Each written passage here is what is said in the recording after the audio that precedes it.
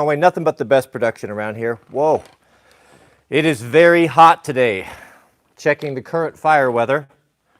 It's currently 88 degrees. Now that may not sound like a bad temperature to you guys, but for Pacific Northwest, man, that is an oppressive heat. It comes with humidity, just maybe a small bit. What's the humidity? 35% humidity. Now, I don't care for that at all. Southern man is laughing at me right now because 35% humidity to him, I think that's probably what he has around Christmas time. But it is very hot. Days like this, it sure is nice to get up early and get your work done. Get everything done, get out of the way, get your cold plunge out of the way, and then after the live stream, I might just take Mrs. W down to the river and do it again. I've been enjoying it so much. It's always much more fun when you get out than when you're actually in there. I was watching, of course, some of you have been following, there's a great big old fire brewing down just south of here, a little ways, and it has a Type 1 management team on it. Now, one of the good things that the government has done, in my opinion, that's quite effective, is incorporate this thing called the, what is it? I have it, I know it, now I forgot it. Incident Management Team. Is that what it is? Incident Management Team. And what it is it is a system that allows you to it's a system that allows you to manage exceedingly difficult, complex situations where you have to deal with resources in material, equipment, and human resources as well. Like if you think about it, can you imagine if you were in charge of a fire? And let's say that you get the call and you roll up and houses are threatened, it's burning on the side. I mean, can you even imagine trying to deal with that? And the whole time you've got inbound, you've got aircraft, you've got engines, you've got hand crews, you've got the catering people, you've got to deal with evacuations, you have to deal with, can you even imagine like how would you be able to deal with a situation like that? If you've ever heard of the term span of control, this has been studied, and for the most part, your span of control is your ability to deal, how many people can you deal with effectively before you start to break down in a management team? Can you manage 10, 50, 20, 100? What they've determined is you can really manage, and it depends on the person and his organization skills and such, but about 3 to 5 effectively. When you get beyond that, it starts to become difficult. You know, maybe in a press, maybe up to 10 to 12. So what the ICS system is it is a way to deal with these problems and breaking them up into individual components. So when they show up, when you show up to an incident like this that's massive, let's say you've got 1,000 acres on fire, and you've got all these things coming in inbound, you break it up into grids, or you break it up into pies. Let's say that you're fighting a fire around a mountain, and you're looking straight down from the top, and you divide it into like a pie. And if the fire is burning on the bottom side, you've got a half of a pie there, right? And you break that into multiple slices, and those are called divisions. And each division, you assign a division supervisor, and down and down and down and go. So when these management teams show up on these fires, they have a team that has worked together for a long time. They may have a meteorologist that takes care of all of the weather and all those people. They may have, they will have a radio manager, which will, all of the people that have repeaters and radio and that job, manage them, firefighters, et cetera, et cetera, et cetera. And it's a really incredible thing to see. I have been many times. I was one of the first engines to respond to fires. And I don't know why, it seemed to happen to me, where we would show up and there was nothing going on there, you know, and usually a local guy is in charge, and he's managing it the best that he can. It's really incredible to see how quickly the federal government can get up to speed and to almost build a city in the middle of nowhere. I have been on fires where you show up there in the middle of nowhere in a wilderness, and within 48 hours, you have 50 tents set up that are full of cryptographers that are producing maps. You've got tents, the guys that are doing radio, that are launching, putting up portable cell phone networks. So you actually have a private cell phone network in the fire. You have laundry people show up, and they're doing the laundry for the guys. The caterers are showing up. They're feeding 3, 4, 5,000 people. 3 meals, 3 hot meals a day, 3 good meals a day, and just everything that goes along with that, and people coming and going. It's really, really quite incredible. I was told that when the Challenger exploded, that's what they used when they were doing the search or not the search and rescue, when they were trying to find, they're retrieving all of the broken pieces and stuff and managing all that, where you had all of these government agencies coming in from all over the place, and it's quite interesting. It's funny, when we had our first open house, we had a whole bunch of people coming in at the old place, and I incorporated that ICS, that incident command structure, in that I had 5 people that I was able to deal with, and those 5 people had my 5 radios, and then they were delegated out. And it's quite extraordinary. So the reason I'm telling you this is that the fire to the south of us has just went management team type 2. Now that is one down from the biggest team. When it really goes sideways, when things get really, really bad, when you have these giant conflagrations, the big fires, that's when they'll go type 1 management team. And when they put a type 1 management team on a fire or an incident, the purse strings are pretty much open. It is absolutely astonishing what can be accomplished. The National Guard comes in, aircraft, et cetera, et cetera. So type 2 team, when you hear that, looking at incidents, whether it be a type 1, 2, 3, or 4, it gives you kind of an idea of how serious it is and what their concerns are. I was watching last night. This was kind of a first for me. Usually when you're on the fire, when you go on a wildland fire, they have every morning a morning briefing. And that's usually at about 6, 7 o'clock or so, pretty early. And anyone who is like a single resource or in charge of a hand crew, not everyone goes, but people that are making decisions, you go there and you get your daily brief. You get a weather report, what happened yesterday, what are the fire line containment lines, et cetera, and any news that you might need to know, as well as the marching orders for each individual division. So the thing I had never seen before was that they broadcast that live. It was on Zoom yesterday, so Mrs. W and I tuned in on that, and it was very interesting to see and get an idea of kind of where the fire is going and what it's doing. So what I have been doing here the last couple days is I have several friends. Now, once I get a map and you can kind of look and see what the weather is and where the fire is going to go, you can kind of somewhat forecast. I was really fortunate. The Forest Service sent me through a 2-week training program. It was long, there was a lot of information, but I really took a lot away from it, and it taught us how to read topography and read weather conditions and elevation, and taking a bunch of things like elevation, relative humidity, the aspect of the hill. Is it south face, northeast, west face? What is your elevation? And then the fuel load, as well as the weather, wind conditions, and all that. You can take these, once you get these numbers, and plug them into a formula and get a really good idea of exactly what fire is going to do. Not exactly, it's science. It's a little bit science and it's a little bit art, 50-50, and experience comes in a long ways. But it's been fun for me because now that I have access to these briefings, I can take the weather report, I can look at the topography, I can look at the fuel load, and I can estimate pretty closely, along with incident command, as to what the fire is going to do and where it's going to go, and I can find out if they're telling us the truth or not. And that has helped me a lot with my friends and acquaintances that are in the line of that and homes might be threatened. So I reached out to them and been checking up on them and told them we can put together 3 or 4 guys, maybe 5, 6 guys. We could be down to your house, we could do a lot of damage, meaning that we can get everything cleared out. We can fire safe that home as much as possible, and that would mean pulling stuff off of the porch, making sure that there's not leaf litter and such in the rain gutters, make sure that there's not shrubbery and bushes or tall trees around there. We just go in there and lay waste to the yard. It would be better to lay waste to the yard and take down all the trees and get that stuff all pulled out of there and save the house than to leave the landscaping and not do it. So I am in communication with them.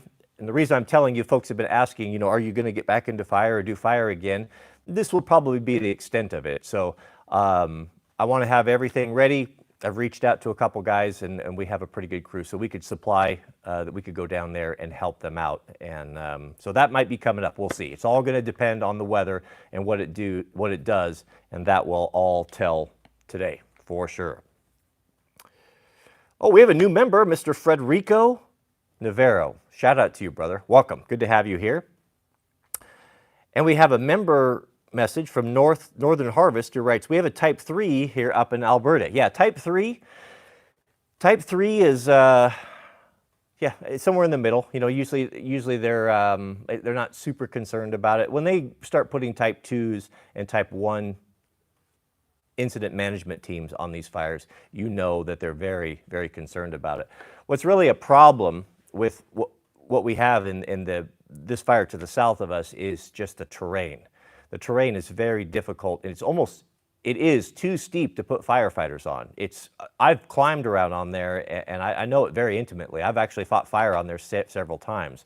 It's loaded with poison oak, and it's very, very steep and a lot of loose material. So there's a lot of rolling rocks. There's a lot of, once a fire goes through an area like that, especially on a hillside, it breaks loose a lot of material. It burns up the trees, and then the trees become weakened, and then they're falling all the time, and just randomly, you got rocks breaking loose, kicking down. So to put firefighters on there, it's just not a good idea. And apart from like some really elite guys, and maybe some shot crews, you're just not generally going to do it. So they're left to fighting it with aircraft, and they've got a big aircraft presence there. We have a live chat from Mr. JW who says, hey brother, what does a district deputy district ranger do exactly looking at jobs? He pushes paperwork. That's what all rangers do these days from what I'm told. I know several of them. We have actually a ranger station, a federal ranger station just right over here, not too far, and I know most of the folks that work there, see them around, and I was talking with one a year or two ago and asked him this very same question. What I was told was, back in the day, forest rangers would spend about 90% of the time out in the field. Whatever, I don't know what they would be doing, just cruising, timber, possibly checking out hiking trails, making sure bridges aren't washed out, lost hikers, just all the things that forest rangers did. But now, I'm told that about 90% of the time is spent inside just pushing paperwork, filling out forms, doing reports, paperwork, and 10% out in the field. So, I don't know. I have never done that type of work. The only thing that I see I won't say only. I don't know what they do, to be honest with you. I don't know how they can do anything. When I look at the manpower that they have in our forest, we're butted up to, I think, the largest national forest in the state. And they have just a handful of people. I don't know how they could possibly do anything, get anything done with the millions and millions of acres in there. It's so shameful, the amount of money that goes to support these government bureaucracies. Just for example, in our local area, those really cool wooden signs that they have, like for trailheads, that iconic classic brown and gold or the brown and yellow U.S. Forest Service signs we all see and love. Well, those were made traditionally in a small workshop at the ranger stations, and it's no different here. If you go in there, they have all of the old woodworking stuff, really, really nice stuff, and they use the router and all the jigs, and they used to make all these things every year, and that was a job of a federal employee, or maybe, I don't know, someone in the ranger station would do that. Today now, they don't have the money to do that anymore, that they have to rely upon volunteers. Bless them, there's an older gentleman here that's retired that goes in there and makes all of those signs on his own time, completely free, because the Forest Service doesn't have the resources to make signs for trailheads or repair bridges. I mean, it's really left to the volunteers. We personally go up often, for the dirt bike, the OHV stuff. We'll go up there in our own time with our own equipment, and we clear those trails out, and we cut the logs that fall across there and all the dead and down and the timber and such. And I have never Well, in the last decade, I've never seen Forest Service personnel out on the trail doing the work. That doesn't mean that they don't, but I'm out there a lot, more than almost anyone I know, because I'm out there on my motorcycle, almost every day out there and checking around, and I never see them. I never see anyone. So the funny thing is that something that I have noticed this year that's completely different than in the past is that there's a lot of people squatting in the forest. Families, trailers, tents, they'll go up there and drag a trailer up there. Their car will break down or something happens, so then they can't get the trailer out. And I just run into people living up there all the time. And it's a real problem. And when I see them, in the past, I'd go down to the ranger station and say, hey, someone up here is on the 200 road and they're squatting and they're putting trash all over the place and they're illegally harvesting bear grass. We don't want that. I don't mind people going up and, well, not that it matters what I mind, does it? It doesn't bother me people going up and using the forest. I think it belongs to the people. It's a resource that should be used. But I hate to see folks up there trashing it and starting fires and putting everyone else at risk. So in the past, I've gone down there and let them know, hey, someone's up there and you might want to go up there and get that cleaned up. Well, they don't seem to be lifting a hand to do anything. And I think maybe I shared this with you last winter. There was a guy, we were coming, Mrs. W and I went up to Snow Park. We were checking the snow level. And it was raining, and there was a guy walking down. Looks like he'd been walking for a long time, soaking wet in the rain, cold, like 34, 36 degrees outside. So we pulled over and gave him a ride back down to town. He was going into town to get some supplies, and he was living up there in the trailer. And I questioned him and asked him a few things, and he told me, oh yeah, there's a lot of families up there, even kids living up there on the back of roads, and it's just a situation that we have. We shouldn't be surprised. There's a lot of people living on the margins and they're paycheck to paycheck, and with the cost of living increasing, rent, tires, everything, food is so expensive. One little hiccup, lose your job, something happens, and before you know it, you're out on the street. And if you don't have family to fall back on, where are you going to go? A lot of people end up living in the cities. That's why, we have the homeless problem, the bums in the Portland, San Francisco, Los Angeles, because it's easy to live there. There are resources and the weather is reasonably easy. You're not typically going to freeze to death, and there's shelters and there's things that can help you. But some people just don't want to live that way. And I don't blame them either. So I don't blame people for doing that. I understand it. It's just there's going to be more and more of it all the time. But what was interesting is he told me that he was up there. I asked him, how are you keeping yourself warm and how are you heating and such? And he said, well, he goes, I got a chainsaw and I've been cutting down a tree or two, just what I need. And he's up in the national forest that belongs to the federal government, the Forest Service. Like, can you imagine what would happen to me if I went up there and started cutting down big Doug firs and splitting and bringing them down for firewood? They'd throw me in prison, right? But this guy told me, he goes, yeah, he said actually the forest ranger came up and I had my chainsaw out. It was obvious, everything's around. You could see I've been out there harvesting wood, and he didn't say a thing. Didn't write me a ticket, didn't even seem to care, and off he went and no problem. So it's been really kind of a problem locally here. There's a lot of people that have gotten frustrated with that as we see more and more of that. And once they get a toehold, once you get 3, 4, 5, 6 up there, it's going to be hard to get them out. And, maybe it's going to be, we're going to have whole tent cities up there. I don't know.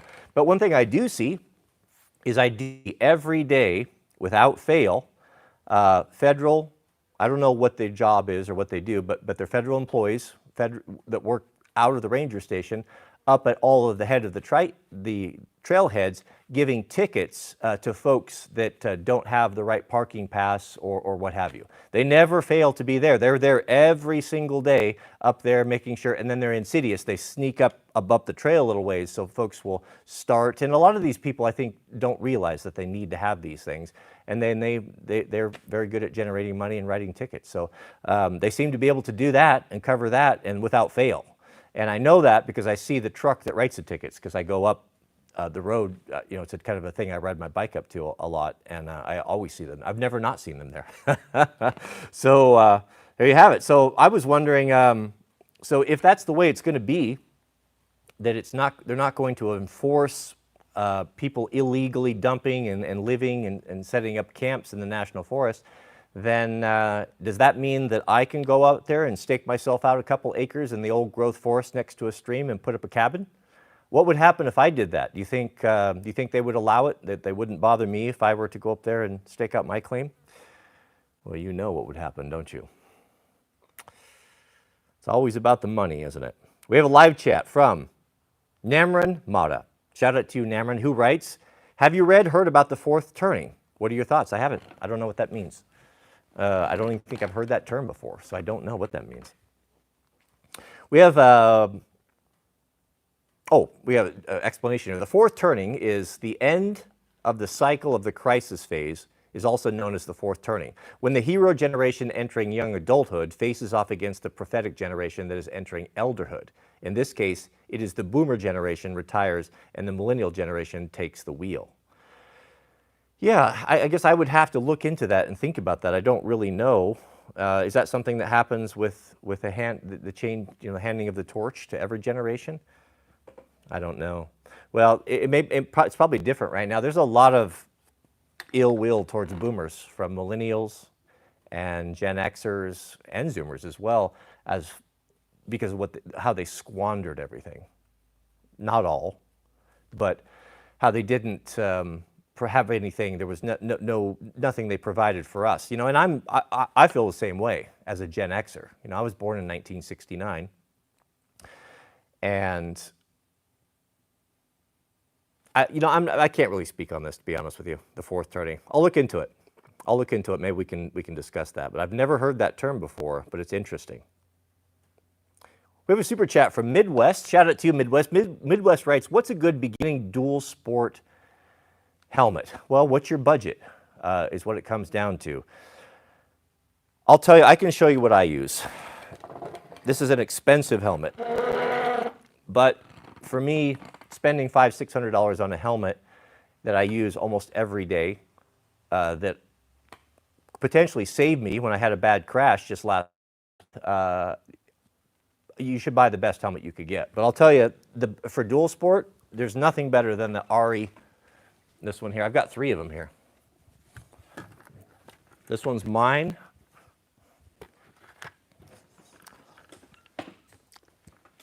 Now this is going to come with a bit of a warning. Well, what kind of dual sport are we talking about here, right?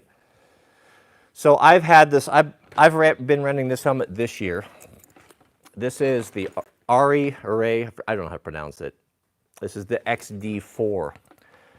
In my opinion, the best helmets in the world are made by, maybe it's Arai, made by this company right here. These are still handmade in Japan.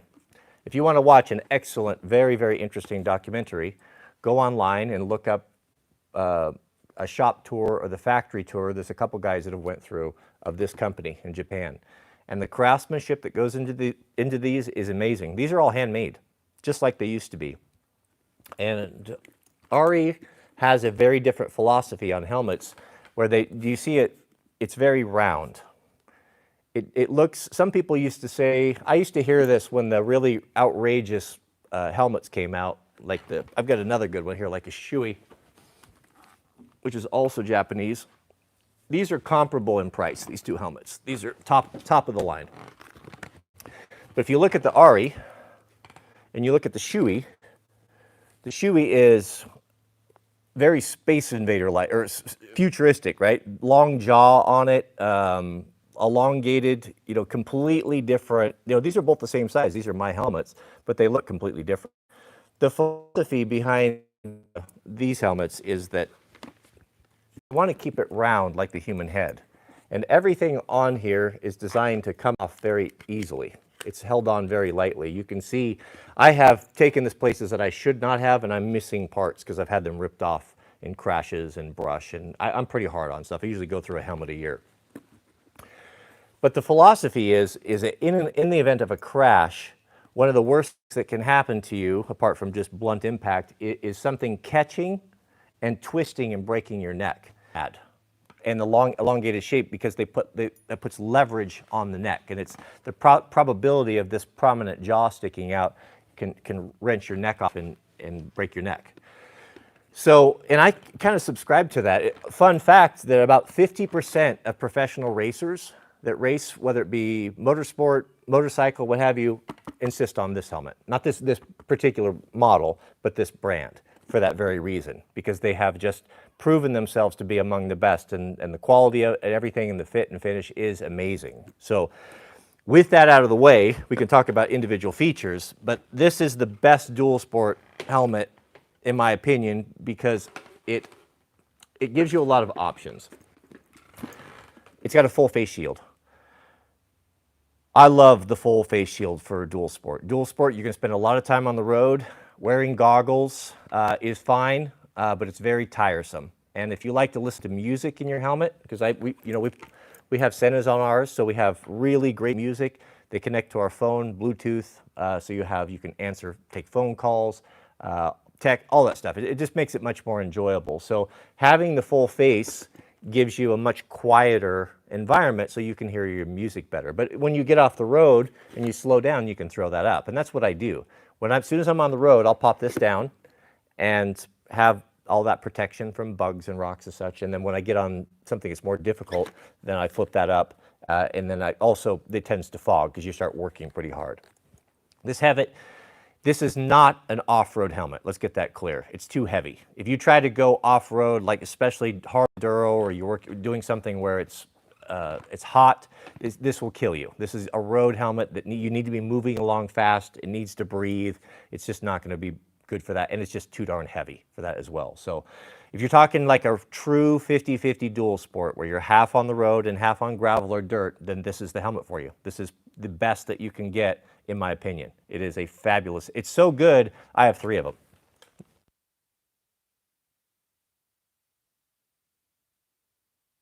And then mine is the black one.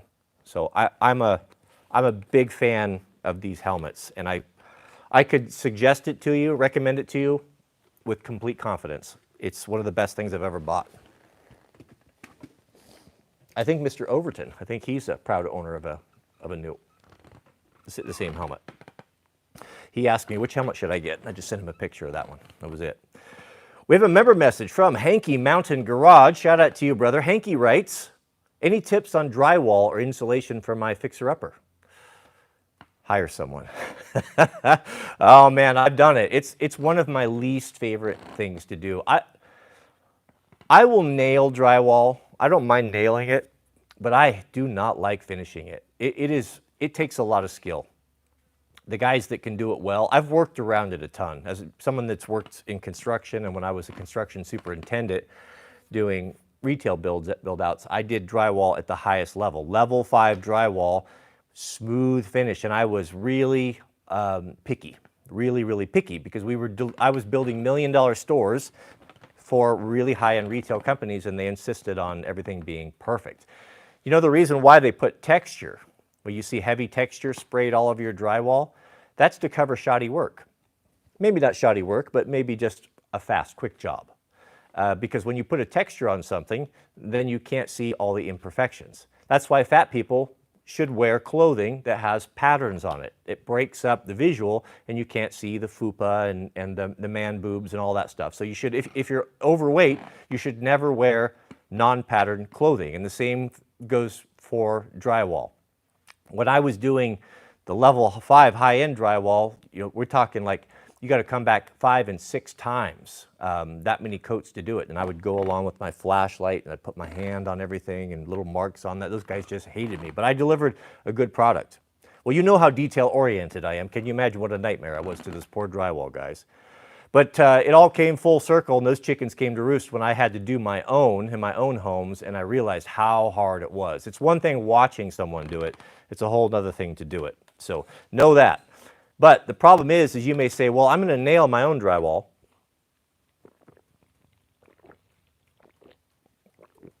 And I'll hire someone to come in and finish it.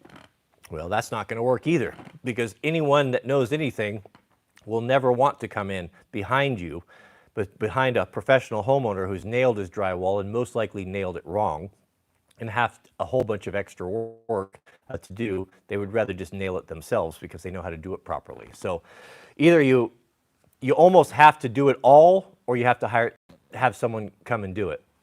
There are 3 things that I will not do. Well, I'm not going to say not. If the situation, if I had no choice, if I was just getting started and I didn't have the money for it and I was trying to save a buck, and of course I would do these things, and I have. But now I would not do them. I would not do, number 1, insulation, roofing, and drywall. I would do my own electrical. I would do my own plumbing. I would do my own framing, put my own windows in. I would do all my, the interior, the millwork, set the cabinets, the trim, hardwood floor, all painting. Give me all that stuff. I don't care, all that stuff. Even the excavating, I'd put my own, all that stuff. I would not do roofing, drywalling, and insulation. I detest all of them. But any tips? Well, you just got to get in and start doing it. Get yourself a really good knife and a tray. You go watch some videos. If you go to Home Depot or Lowe's, they actually have a drywall department that has the professional stuff, the good stuff. So don't skimp out. Get yourself a good 6-inch or 8-inch knife, stainless trowel. Get yourself a sanding pole, an articulated sanding pole. When you buy your sanding discs, just make sure you get the box of them, because you're going to go through a whole bunch of them, and you just kind of got to go through it. Also, if you're in a hurry, you can, usually it's a 24-hour turnaround from the time let's say you hang your rock and then you put your first coat of mud on. 24 hours it takes before you come back and sand and reapply. If you're a pro for residential and you're not doing like really high-end level 5 stuff, it's a 3-coat process.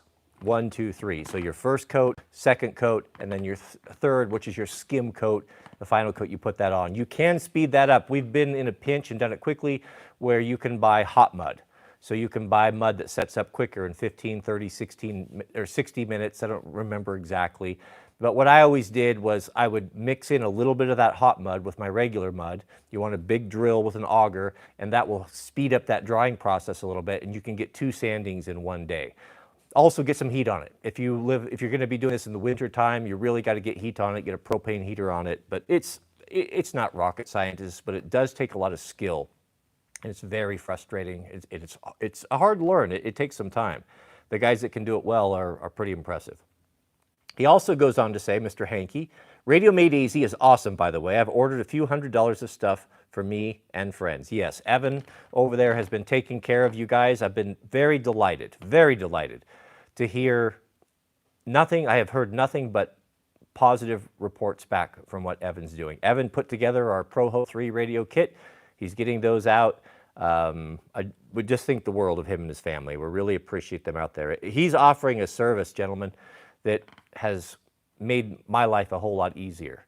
I've been very happy with my 3 radio set. I have them right here. I mean, these things have been in my hand all week. When it's fire season, I'm monitoring dual frequencies. I'm monitoring air and I'm monitoring the fire frequencies so I can hear what's going on, and dispatch. So I will know if a fire starts up anywhere in the county. I will know before anyone else. Or the moment first responders find out, I find out as well. I'm not communicating on those channels. I'm just monitoring and listening. We have a super chat from Mills. Shout out to you, Mills. Mills writes, what do you think about the new French policy allowing police to monitor suspects' cell phone cameras, microphones, screens, also car computers? Well, what do you think? I think it's terrible. It's absolutely terrible. And you are being monitored right now. Mrs. Debbie and I had this conversation this morning. She's not given to conspiracy theories near as much as I am, right? She's very good at critical thinking, and she definitely requires evidence. She came out of the room this morning and she said, I have no doubt that our phones are listening to us. I said, is that true? Why do you think that? I've been telling her this for years. She said, I had a conversation hours yesterday, I think it was, about away from home in town. The only thing around was her cell phone, about a particular individual. And this morning, she got an email asking if this individual, she would like to add this individual to her LinkedIn. And that was convincing enough for her to realize that something is up and something's going on. Yeah, I mean, it's of course they are. Everything that you've done, your search history, if you have an Alexis, if you have any of these home assistant deals, security cameras, you know, I've got a bunch of the stuff in there. Of course they are. There isn't any question. You know that because of the targeted marketing that you get. When you can talk about something and have never even done a search on the internet for it, and it starts coming up ads for it. There's just no question.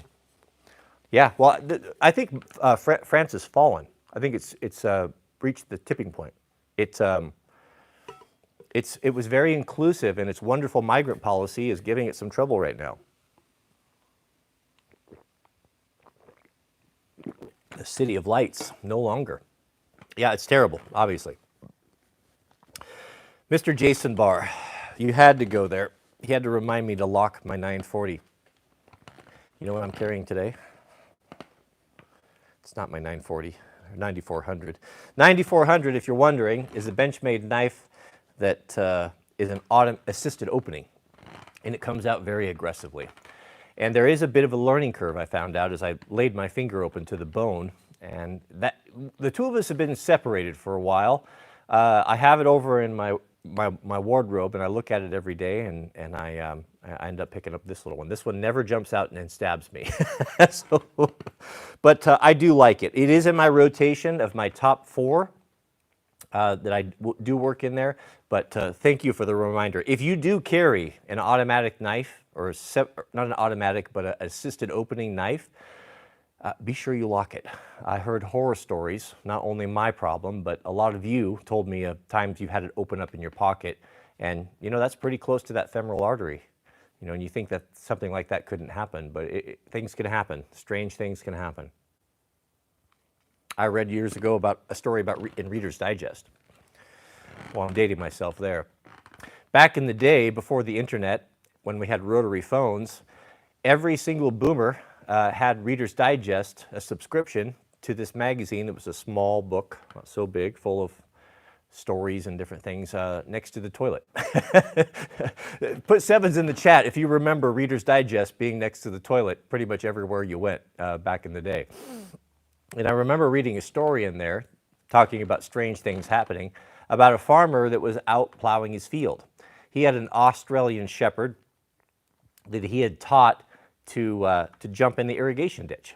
The poor dog would get hot. It was very loyal, and it would follow him around all day, and was out there in the hot sun and be panting. And he taught this dog on command, and I forget the command he gave him, but swim, maybe something like that. And that dog would run over there and jump in the irrigation ditch and then come back. So he would do that multiple times a day. Well, dude was on his tractor with his dog out by himself, and something happened. He was reaching and got off the seat, fell off the tractor, and the tractor ran over him and I believe broke his pelvis or his legs, one or the other. He wasn't able to move at all with his legs. Well, the tractor kept on going. You know how those old ones were. You know, they weren't hydrostatic. Once it was put in motion, it stayed in motion, and off it went, and there he was in a really bad position with his dog. Well, he was out there for hours, and hot, thirsty, you know, about to die of thirst. He thought, well, he gave that command to that dog, and that dog would take off and run and jump in the irrigation ditch and come back dripping wet, and he would drink water off the dog's fur. That's how he stayed alive, you know, through the heat. Well, it was a couple hours later. You know, this is before cell phones and all that. You know, no one even thought to look for him. He'd be out all day, and why would you go look for someone? He'd probably be back in the evening time, right? Well, that tractor was going, and it made a massive circle. And you won't believe it, but it came back, and it was about to run over him again. He saw it coming from a long ways. He saw that tractor coming, and I don't remember. I think, if memory serves, I think it got him again. And you know, that's hard to believe if you haven't been out and about, but I do believe something like that can happen. How we can walk in circles and how things go in circles is an incredible mystery. First time I got lost, elk hunting. It was the first time I was hunting by myself. I always walked with my granddad, and when I got a little bit older, I was probably 19, 20 or so, and I wanted some independence, and I wanted to go out, maybe 17, I was pretty young, out by myself, and didn't want to go with granddad anymore. So we made a plan, and we were going to go kind of hunt separate. Well, I walked and walked and walked, and there was a little bit of snow on the ground, and thought, 100% convinced I knew where I was at, and I'm looking down, and I'm like, goodness, I cannot believe someone else is already out here. I'm looking at the tracks, and I thought, wow, I'm so far out here, I can't believe there's another hunter out here. Followed them a little bit, realized they were my tracks. I stopped there and stood it, and it just baffled me. You know, the whole time I was I thought I was very deliberately navigating, but when you get in a situation where you can't see landmarks, and there was snow and fog coming in, you can't orient, and you just can't tell. And what happens, and this is common, is you'll just go back in circles, back in circles. But I'll never forget that story. That tractor came around and got him again, but he attributed that dog saving his life because he was out there for some time before they found him. And I do believe that tractor ran over him twice. Can you imagine that? That's why, beloved, whatever you find you're doing, when you're doing something solo, by yourself, I don't put near as much thought and care into my equipment selection when I'm going with a buddy as I do when I'm by myself. If I'm gonna go and go do a big adventure up on Fuji by myself, I'm gonna be really squared away. I'll actually start the day before and really double check and go through my gear and equipment. And I'm always thinking, what am I gonna want in this situation? What am I gonna need if I break a leg? What am I gonna need if I'm paralyzed from the waist down? What am I gonna need if I get wet and my bike won't start and I have to spend the night? What's the temperature gonna be? So you gotta put a lot of thought into those things. When you're with a group or buddies, not so much. Of course you wanna have the things, no one wants to break down and have a problem. You wanna be able to get yourself out of your problems. But you can always ride on the back of a bike, you can send someone for help, etc., etc. So thank you, Mr. Barr, for that gentle reminder. Mr. Justin Schweitzer, shout out to you, Justin. Justin writes, read The Fourth Turning Van. Neistat did a great video on it. Oh, Van Neistat. Read The Fourth Turning. Van Neistat. Van Neistat is Casey Neistat's older brother, I believe. I lost track of him. He started a YouTube channel a couple years ago, and I subscribed, and I really enjoyed his stuff. And I have not seen him in my feed. I hadn't even thought about it till you reminded me of it. The Fourth Turning. All right, well, I'll put that on my reading list. My reading list is about 12 deep right now, so it might be fall before I get to it, but I'll look into that. Thank you, Justin. Appreciate that. And the Main Battle Toaster, shout out to you. Main Battle Toaster says, read The Fourth Turning. Let's see. Any tips for keeping water-cooled moto running cool? Well, that's something that we have put a lot of thought and time and money into, because where we ride is mountain riding, single track, really difficult, hard. It's really hard on the bikes. They overheat, and the worst thing you can do to a bike is overheat it. I can tell you what we do. 4-stroke, 200, 4-stroke, 2-stroke, same thing. If you're running KTMs or Husqvarnas, the first thing you do is you put a Trail Tech fan on it. Trail Tech fan is going to run you about $250. You have dual radiators on those bikes, and there'll be a fan, electric fan that goes on the right-hand side, thermostat controlled. And you're going to set that, around 196, 197 degrees or so. It'll run off your battery, and that fan will keep that thing cool, keep it from overheating. That's the number one thing that you can do. Number two is get rid of the old factory radiator hoses. They're a black rubber butyl that is fine, but it's light duty and it will fail on you, especially if you start getting hot. Do not trust them. What you want to do is you want to replace those with Samco hoses, S-A-M-C-O. They're silicone, handmade. They're handmade in England, and they're the best of the best. It's what professional racers use, and they are 100% reliable. Get the Samco hoses, the Trail Tech fan kit, and also get the good heavy-duty clamps when you order the Samco. Get the Samco clamps kit with it as well. Don't reuse the factory clamps.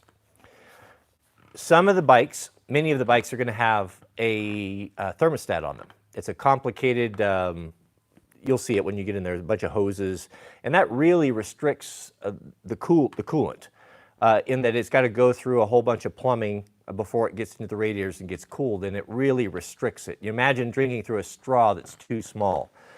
Tear all that crap out of there, and the Samco will usually have for the KTMs a radiator bypass hose kit. So when you order your hoses, don't buy the ones that replace the factory hoses, buy the ones that bypass it, and you just get a simple, clean, direct route, nice big tubes, and it will cool really, really well. The third thing you're going to want to do is go with a waterless coolant. Get rid of all of the water, all of the stuff that came with the bike, and use a product called, I think it's called Evans. I don't know how they make it. I don't know how you can have a liquid that doesn't have water in it. It's some crazy pixie science that I don't understand, but it has a much higher boiling point than water does. So the nice thing about that is that when you get to the point where your bike's about to boil over, it will not boil over and you won't lose the fluid. Losing that fluid is a problem if you can't get more fluid. If you're riding in the desert and you have only so much water, if you lose it every time the bike boils over, you get less and less and less, and the bike just gets hotter and hotter and hotter, and that's always a problem. Also, another thing that you want to do is you're going to want to have radiator guards on there. But do not be really careful which radiator guards you buy, because a lot of those radiator guards, they will protect from impact and from sticks coming in and stabbing them, but they restrict the airflow significantly to the radiators, some of the cheap ones. The one you want, oh, I forget, what's the name of it? Moto, oh, I can't remember. Maybe it'll come to me. I'll speak on this maybe next time, remind me. But make sure, I can't tell you, I don't remember. But that's something else that we do. Is there anything else? One thing you don't want to do, some guys will get a radiator cap that releases at a higher pressure. Now your radiator caps they may be like 3 bar, 4 bar, 5 bar, whatever it is. They have a spring inside. So the reason why on a radiator cap that you have to push it down and turn it is because that spring is on a thermostat. There's springs that are affected by heat. And when they get hotter, they start to open up or they start to compress. And guys have figured out, use this thickness, whatever, it'll open at this temperature. So when it reaches a certain temperature, that will open up so that your cooling system is not overpressurized. If you overpressurize your cooling system by putting one of these aftermarket radiator caps that have a higher bar or higher pressure rating, you run the risk of blowing out your cooling system, blowing a hose, and then you got a problem. So I would not encourage you to use one of those radiator caps at all. Just go with a waterless, the Evans waterless coolant. And if you're having heat problems after doing those modifications that I've suggested, then this is rider error. You've got something wrong, and then you need to look at something else. But that's what we do to bulletproof our bikes. We've put a lot of thought and time. There's a lot of guys that have been struggling with this for a long time, and all these things that I've shared you are the solution, and you won't have any more problems after that. If you're running a recluse clutch, also that produces more heat, so just be aware of that. We have Al, our newest member. Welcome, welcome. Shout out to you, Al. And Matthew C. Good to see Matthew back. Matthew writes, I just learned that you have a book about homesteading. I purchased it and wanted to know if there was any info in it that you and Mrs. W would change, add, or would consider outdated in it. No, I don't think so. At the time, for what we were doing, setting up garden and all of that, there is some how-to stuff, but it's not as much how-to as it is our experience of what happened when we made the decision to leave Portland. We were living in the city when we first got married 20 years ago, and move out to off-grid and start doing all these things. So it was more following that and lessons learned. So no, I wouldn't say anything would need to be updated in there. I would stand by everything that we put in the book. But thank you. Thanks for buying that. Appreciate that. Mr. Justin Schweitzer. Shout out to you. Welcome, brother. How do you like your Mall C+? I would go get it, but I don't think it's attached to my Mark 18, and Overton told me that we can't have any firearms in live streams. That's a big no-no. What the Mall is if you don't know, it is a laser designator / identifier that mounts on the front of an AR. carbine or any rifle. What it's intended for is working with night vision. It does three things. Number one, it shoots out a visible green laser, an aiming laser. So is that something that is very handy or people use? Not so much, but what it's really handy in is when you're sighting it in. When you have that visible laser, it's really difficult to set up some of the older night vision identifiers because you have to do it at night. You have to have your goggles on, and they're there in the dark, and you're trying to move these tiny little screws and balance the rifle. It's a nightmare. The beautiful thing about the MAWL is you can do it anytime. It comes with a nice little target, and you put your rifle up on, put like a bipod on it, on a mount. It comes with a little target. You put that out there about 25 meters out, and you put your red dot, get it perfectly on there, and then you just crank that little green laser, right? It's a parallel sight to the right. You crank that laser off, and it's really easy to sight in. So that part of it is brilliant. I love that. And having a little green laser is kind of cool. It's not super useful in bright light, but in the evenings or at dusk or in the mornings, I find it to be useful. And I think it could be useful in many situations, and certainly a deterrent and terrifying if you're on the other end of it. The other two things that it does is it has, as well as a green visible laser, it has an infrared laser, an IR. Now this can only be seen with night vision. And the reason why we put these on there is that when you're under nods, under night vision at night, you have a laser indicator wherever you point that is no one can see unless they have night vision, and that's a tremendous advantage. I'll tell you, when you get night vision and you start working with it, especially dual tubes, and you get a really good weapons platform and a good laser identifier like the MAWL, it starts to open your eyes of what a tremendous capability that is. To be able to operate in the dark regardless of conditions when no one else can see and you're the only one is an incredible thing. It is like having a superpower. It's the closest thing to having a superpower that I've ever experienced. It's a tremendous and frightful advantage. I would not want to go up against someone that had that, not at all. So it gives you the ability to point and aim. And then the third thing it does is an IR illuminator. Now, what you'll find with night vision is it will not work if you have pure black, if there's no ambient light. Ambient light meaning moon, stars, street lights, anything like that. It doesn't take very much. Just a quarter moon or the stars out makes a tremendous difference. But if you were to take that into a basement, inside of a warehouse where there was no light, I mean completely nothing, like the power was off. Even going into a very dark room or basement, just the little LEDs that come in from electronic devices and stuff are enough to give you the ability to see reasonably well. So when you get in a situation with night vision where you're going inside, then you need to have an illuminator, and that's the third thing that it does, and that's the infrared. It's essentially a flashlight that throws an IR light out that's invisible to the eye. Same principle as trail cameras and security cameras that we all have that work at night. Same type of thing, just higher quality. So that's what it does.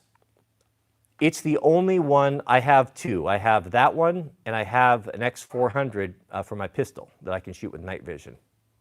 It's the only experience I've had is those two. I've never used any of the other ones. So I don't know, I can't really compare it. But as far as my personal experience with using it, and I've used it quite a bit, that's what I would buy again. I wouldn't consider anything else. It's the build quality of it is top of the line. It's exceedingly bright, and it's legal, which is nice. I would recommend it. I don't know what they cost now. When I bought it, it was right before COVID, and I paid the normal price. I think they're way more now than they used to be. But the form factor, the way the buttons work, the way it mounts on the rail, everything about it, battery, it's really, really good. I have no regrets, none whatsoever. Is it the best? I don't know. They like it. Mr. Bob Rogers, shout out to you, Bob. Bob writes, I'm going to get rid of my synthetic clothing. what are some good American companies I could find? 100% cotton or merino wool undergarments. So I'll talk more about this. I'm getting ready to order some of those myself.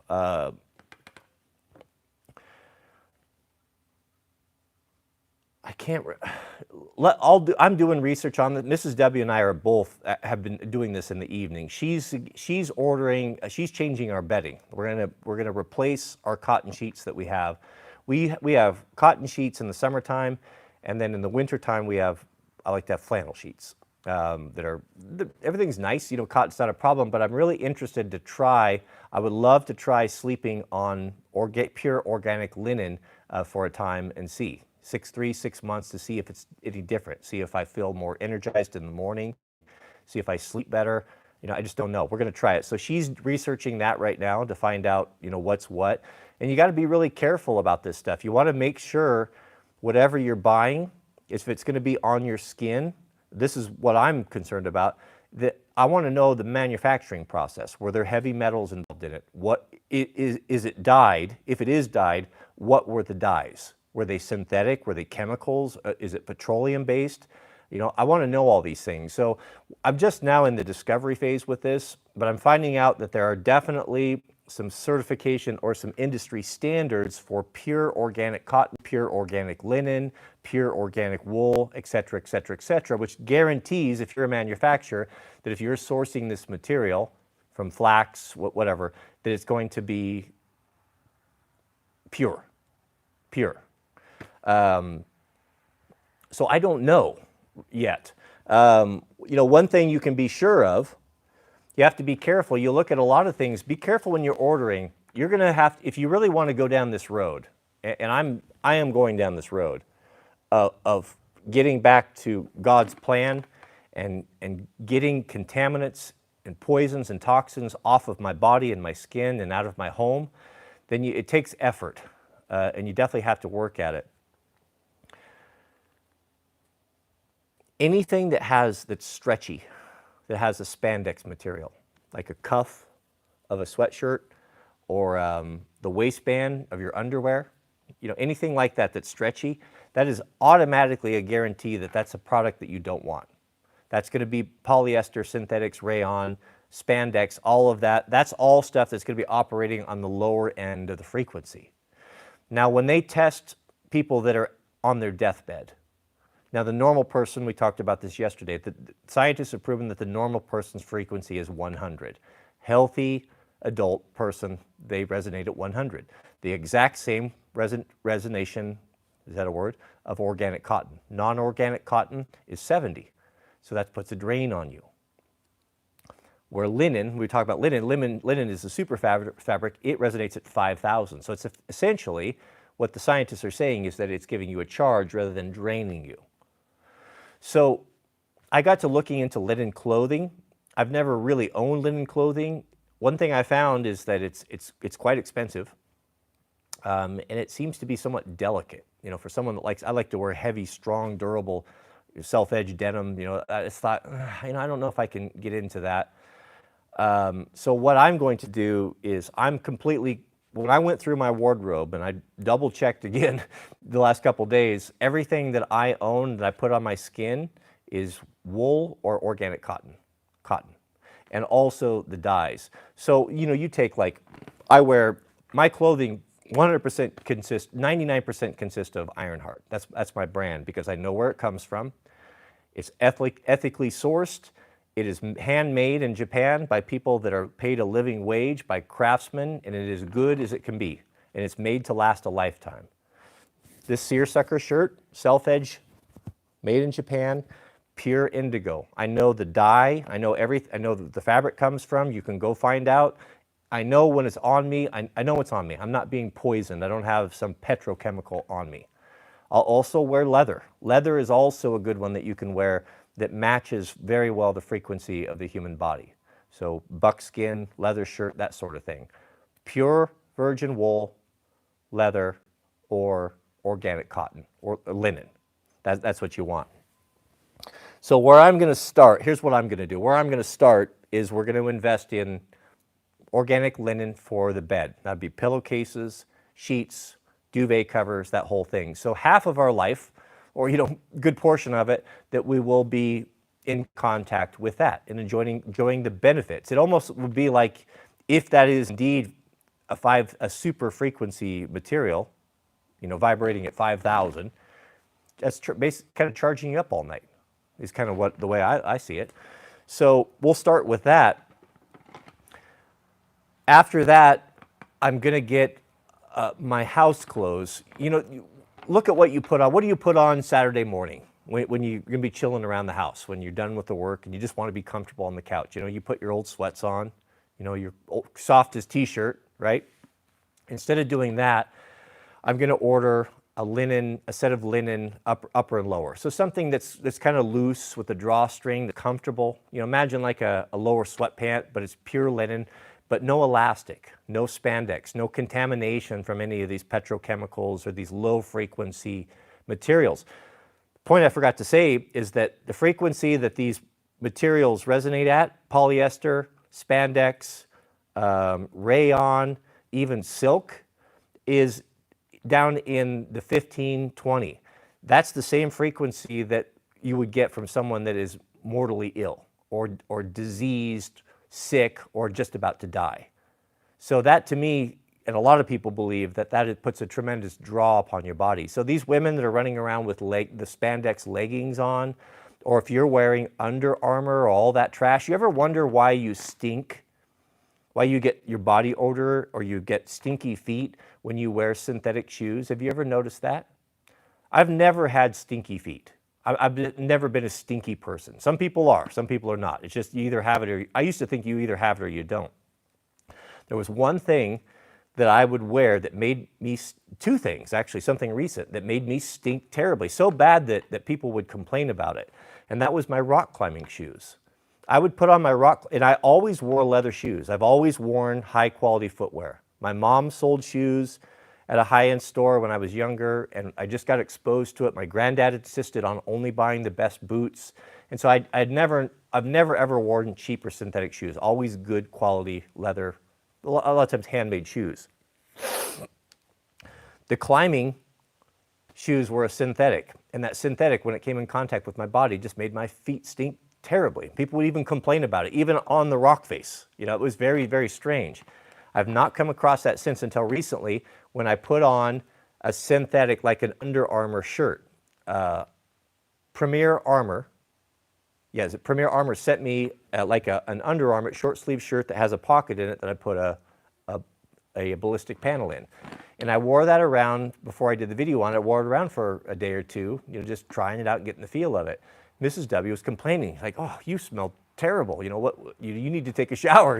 She's never said that before because it never happens. I always usually just wear cotton, and that synthetic just brings out the worst in everything. So the point being is that if you're wearing that stuff, that synthetic, that polyester, the Under Armour garbage, that is the low frequency material. And if you had body odor problems or feet odor problems, you might try a more natural material and see if that doesn't help you out. So this is my plan. The bedding, be pure organic linen, and then I'll have my house clothes. So I'll buy just a drawstring pant, something that's comfortable, and then a loose top that I can just wear comfortable around the house, and I'll be in linen in that. But when I come out and work and am out doing my thing, I don't want to be wearing linen around. I might have a nice linen shirt if I take Mrs. W out or something like that, but I'm going to go with the cotton, because the cotton, you're not losing any ground, right? It's at least, it's not complementing, but it's not taking away. It's working with that 100 that your body operates at. Very interesting. I'm really in the discovery phase of this whole thing too. I'm sharing what I'm learning kind of as I go. So we're all in this together. Oh, we have the best water. It's so good. When I go on road trips now, I take it with me. I can't stand to drink the vile filth that you get in the bottles from the convenience stores. We have a super chat from S. Cooper. Shout out to you, S. S writes, "What are your top 5 values and principles Thanks for the thanks for the pearls you cast before us. You're the first YouTuber I ever subbed to and the only one I will never unsub. Well, thank you. I sure appreciate that. It was very kind of you to say. Well, really the number one value, you don't really need a whole bunch of values. You just really need two. The number one value is to love God with all your heart, with all your strength, and with all your might. And the second is to love your neighbor as yourself. With those two principles, that's really all that you need to do, all you need to get through life. Ask yourself this question: if everyone followed, even if we just took one, we could go down to the one principle. Let's say that everyone in this country for 1 year would follow the golden rule. Do unto others as you would have them do unto you. So in every criminal's mind that's about to break into your car or steal your catalytic converter, if they would follow that, what would the consequences be? You can see it's very clear. 5.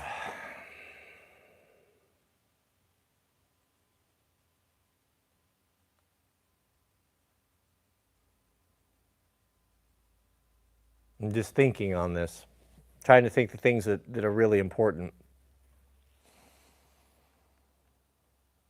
It's important to be honest, even when no one's watching. I don't know. It's difficult to be put on the spot like that. But I think I'm on safe ground just covering what initially comes to mind. To love God and to honor your neighbor and to love your neighbor as yourself. Now this was something that really troubled me as a Christian for a long time. I always felt like I was the only one that wasn't doing it right, because I would read that, and when that came out of when Christ said that we should love our neighbor as ourselves, I thought, well,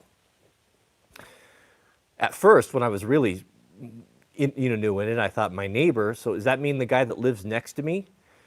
And then I thought about my neighbor that I grew up with, and how I told you the story about when I was a little boy. I was really into archery, and I'd run around with my bow and arrow, and my little bear bow, and my wooden tin-tipped arrows, and shoot them all over the place. Well, I shot one accidentally into the neighbor's yard, and he saw it, and he walked over there. He was a mean old bastard. He saw it and looked me in the eye and snapped it. And I only had 3. Times were lean back then. I had 3 arrows, because that's what came with the bow. And there wasn't a chance of getting another one. Things were different then. You didn't order another one on Amazon. That was, you lose them, you were done. So now I was down to 2, and I thought about him, and I was probably 6 or 7. And I thought, so I'm supposed to love my neighbor as myself. How is that possible? I can't honestly do it. You can pretend. In your prayers, you can lie and, oh, I love my neighbor. You could even lie to people, oh, I just love my neighbors. I'm just this pious, devout Christian. I love everybody. That's BS. We all know it, right?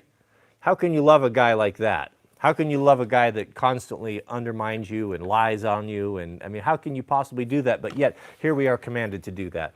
God is asking too much. It's impossible. It's impossible. I think many people can get to that and struggle with that and just throw the whole thing out because they realize that it's completely futile. Well, then a little bit later, I learned that my neighbor wasn't necessarily my neighbor across the street. My neighbor was anyone I come in contact with. Because then I read the story about the man who was traveling on the road between 2 cities, and robbers and thieves fell upon him, robbed him of everything that he had, took his donkey, beat him half to death, and left him for dead. And there he laid on the ground. He was a Jew. This is from the Bible. The Bible says he laid there bleeding and dying, and another Jew, a priest, came by and saw him, and when he saw him, he crossed to the other side of the road so he wouldn't have to be bothered by him. This was his own countrymen. Multiple occasions, his own countrymen, fellow Jews, walked right by him and did not offer a hand to help this man. Just left him to die. But then a third man came along, a Samaritan. Now, what's the significance of that?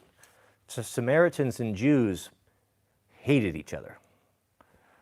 Now, when the 12 tribes of Israel were disbanded, and you've heard the 10 lost tribes of Israel, the Samaritans were a tailcoat or somehow connected in some way with the 10 tribes. The 10 tribes had been diluted through the bloodlines of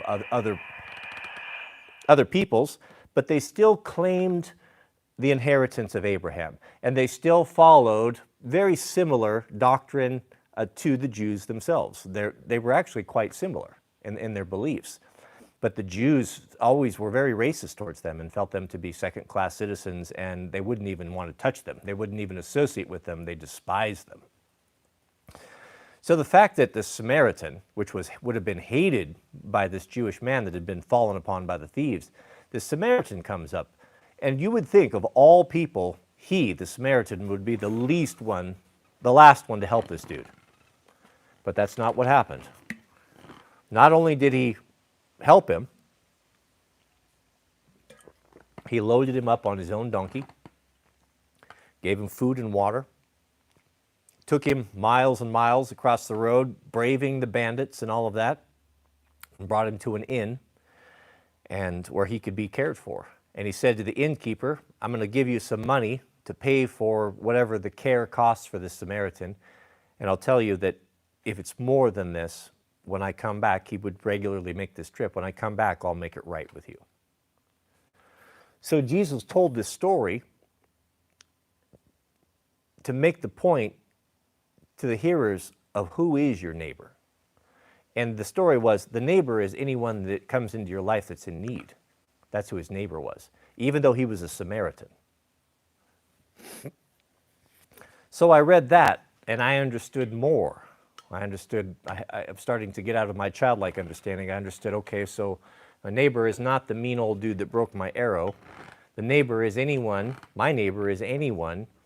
that comes into my life that's in need. That means my neighbor could be someone I don't even know. And that started clicking for me a little bit, putting that together. And I thought, well, that may be even more difficult. How can I love someone I've never even met before? And if I don't love him as myself, then that means that I'm not truly a Christian. Obviously, there hasn't been a transformation in me, because I physically, if I'm going to be honest about it, I don't have the ability to love someone I've never met. I really don't. I can have compassion, but I'm not going to lie to God or to man and say that I love this person.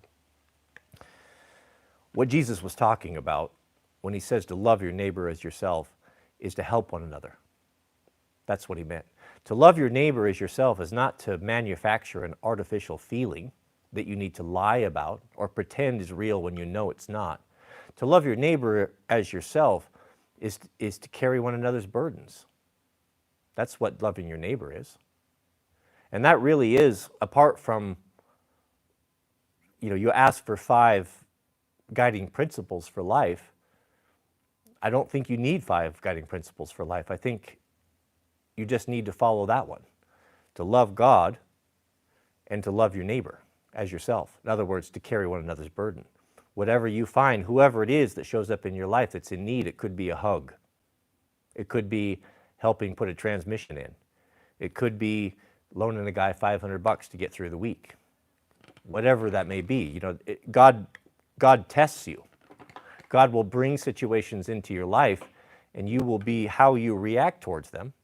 If you're charitable, generous, kind, and loving, if you are indeed loving your neighbor, this is all written down. The book of life is open, beloved, and there is someone tasked that writes down everything and every idle word, everything that you do and every idle word that comes out of your mouth, whether it be against you or for you. A case is being made, and we'll give an account for every single idle word. So when you think of it in that context, maybe we shouldn't talk as much as we do, When I'm the chief of sinners, with that I get excited and I talk too much. But I would say the guiding principle for Proho, for all of us here, should be, to follow that, is to love your neighbor as yourself, or to carry one another's burdens. Mr. Jason, welcome. Jason writes, hey, Cody, thoughts on getting out on the water via kayak or canoe? Good hobby sport to have. Do you still go out on the Sea Eagle and blow up canoe? Yeah, actually, we went 4th of July. We have done every year for years. We do an annual river drift right here on the river. We go upstream. It's about an hour drift. It's very simple. There's maybe not even a class 1 ripple. It's beautiful. It goes along through the. It's absolutely a stunning drift, but it's family friendly. So we go up there every year for 4th of July. It's been our tradition for a long, long time. And the 4th of July, we did that. We had everyone up there. But this year we went on paddle boards. So yeah, all those things. We use the canoes, the Sea Eagles quite a bit, fishing. Actually, I'll be taking the Sweet Loaf up, maybe next weekend. The lakes are all open, and I heard the fishing's really good, so we'll be going up there for that. But yes, those are nice. And having the inflatable boats really opens it up for a lot of people. It's a wonderful thing to be out on the water in the summertime, and it's just not the same if you don't have a watercraft of some sort. And in the past, you've always had to have a motor or a hard boat or a trailer, and if you were an apartment dweller or you had a condo or you didn't have space for something like that, you kind of miss out on that. But there's so many great inflatables now that you can put them in the back of anywhere. You can store a 3-person canoe in a duffel bag that'll fit in the back of your trunk of your Prius. So it's definitely accessible. But I love being on the water. My favorite, I did whitewater kayaking for a while. Actually, on the river, we have to the north of us on our border here, that river is one of the premier, a little bit lower down, it's one of the premier whitewater rivers in the region. It's stunningly beautiful, an excellent drift. And I've done it a lot. Used to kayak on it, rafting, as well as inflatables. I did a lot of rafting in Colorado, so I've got a lot of experience with that. I would say if I had to choose one, if I could only have one, what most people around here enjoy the most are the stand-up paddleboards. The stand-up paddleboards are super, super fun. Get an inflatable one. That way you don't have to have this enormous 14-foot thing and a roof rack and all that. You can just blow it up on site. They come with really great small electric pumps that you can plug in, 12 volt. They pump really quickly, and they're rigid, stiff as a board. And that's a really great way to go out. You can enjoy that. You get great exercise. The standing element is very good for your core strength. It's really good for your shoulder and back. Just the little paddling that we did, I've been sore in my back and shoulders the last couple of days, and it was pretty light duty. Everyone loves the stand-up paddleboards around here, and almost every single family has them. So we have a whole bunch of inner tubes that we keep in reserve for the river drift, and we always break those out every year. I go to the truck tire store and buy the great big giant ones, and then we blow them up here, and because people show up and they don't have anything to float in, and I give those out to them. But this year was the first year that everyone in the group that went down for our 4th of July drift, everyone was on. Oh no, that's not true. Everyone was on a paddleboard except for 2. There were 2 inner tubes that we had, but I'd never seen so many paddleboards, stand-up paddleboards. But that's my favorite. I really enjoy those. And I even, my friend Brian, he even fishes off of his. He's got a big wide one. We have a super chat from Justin Schweitzer. Shout out to you, Justin. Welcome. Justin writes, speaking about being watched, have you learned about flock safety? Flock safety cameras. If not, do some research. You cannot drive on any road you can drive on any road without being seen. And I'm very interested in that. That sounds very interesting. Yeah, flock safety. Another thing that you can do is any sort of ambient noise, white noise. If you want to have a secure conversation with someone, you can't have any devices around you. You can't have I don't care if you turn it off. None of that stuff. This is not conspiracy theory. This is fact. Any of these devices, your AirPods, smartwatches, Alexis, any of these things, they're not safe.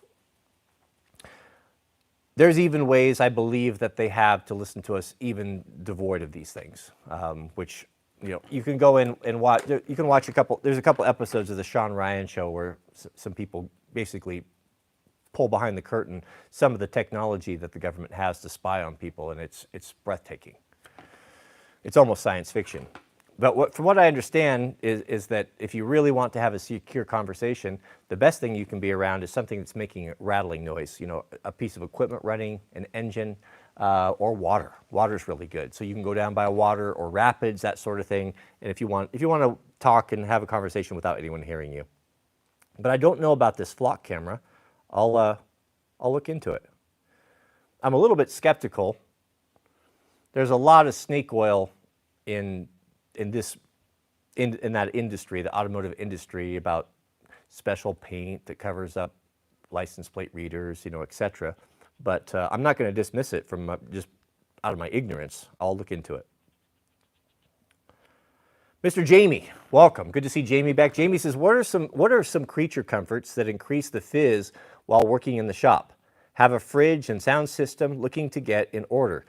Oh, that's a good question. Yeah, having a little mini fridge is really, really nice. I enjoy that. I have a little mini fridge I bought on Amazon. It wasn't very much, 150 bucks or so. And I keep San Pellegrinos in there. I don't drink sodas.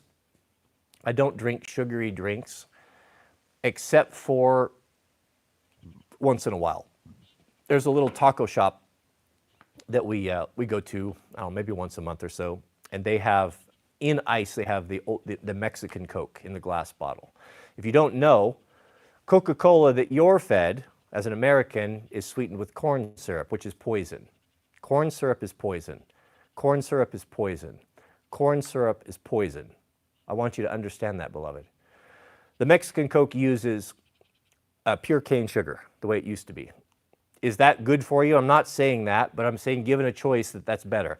I will absolutely, when I go there, buy myself a 10 ounce or whatever, the small glass bottle of the Mexican Coke and enjoy that with my tacos. It's all about moderation, gentlemen. It's something like that. I don't see the harm of it.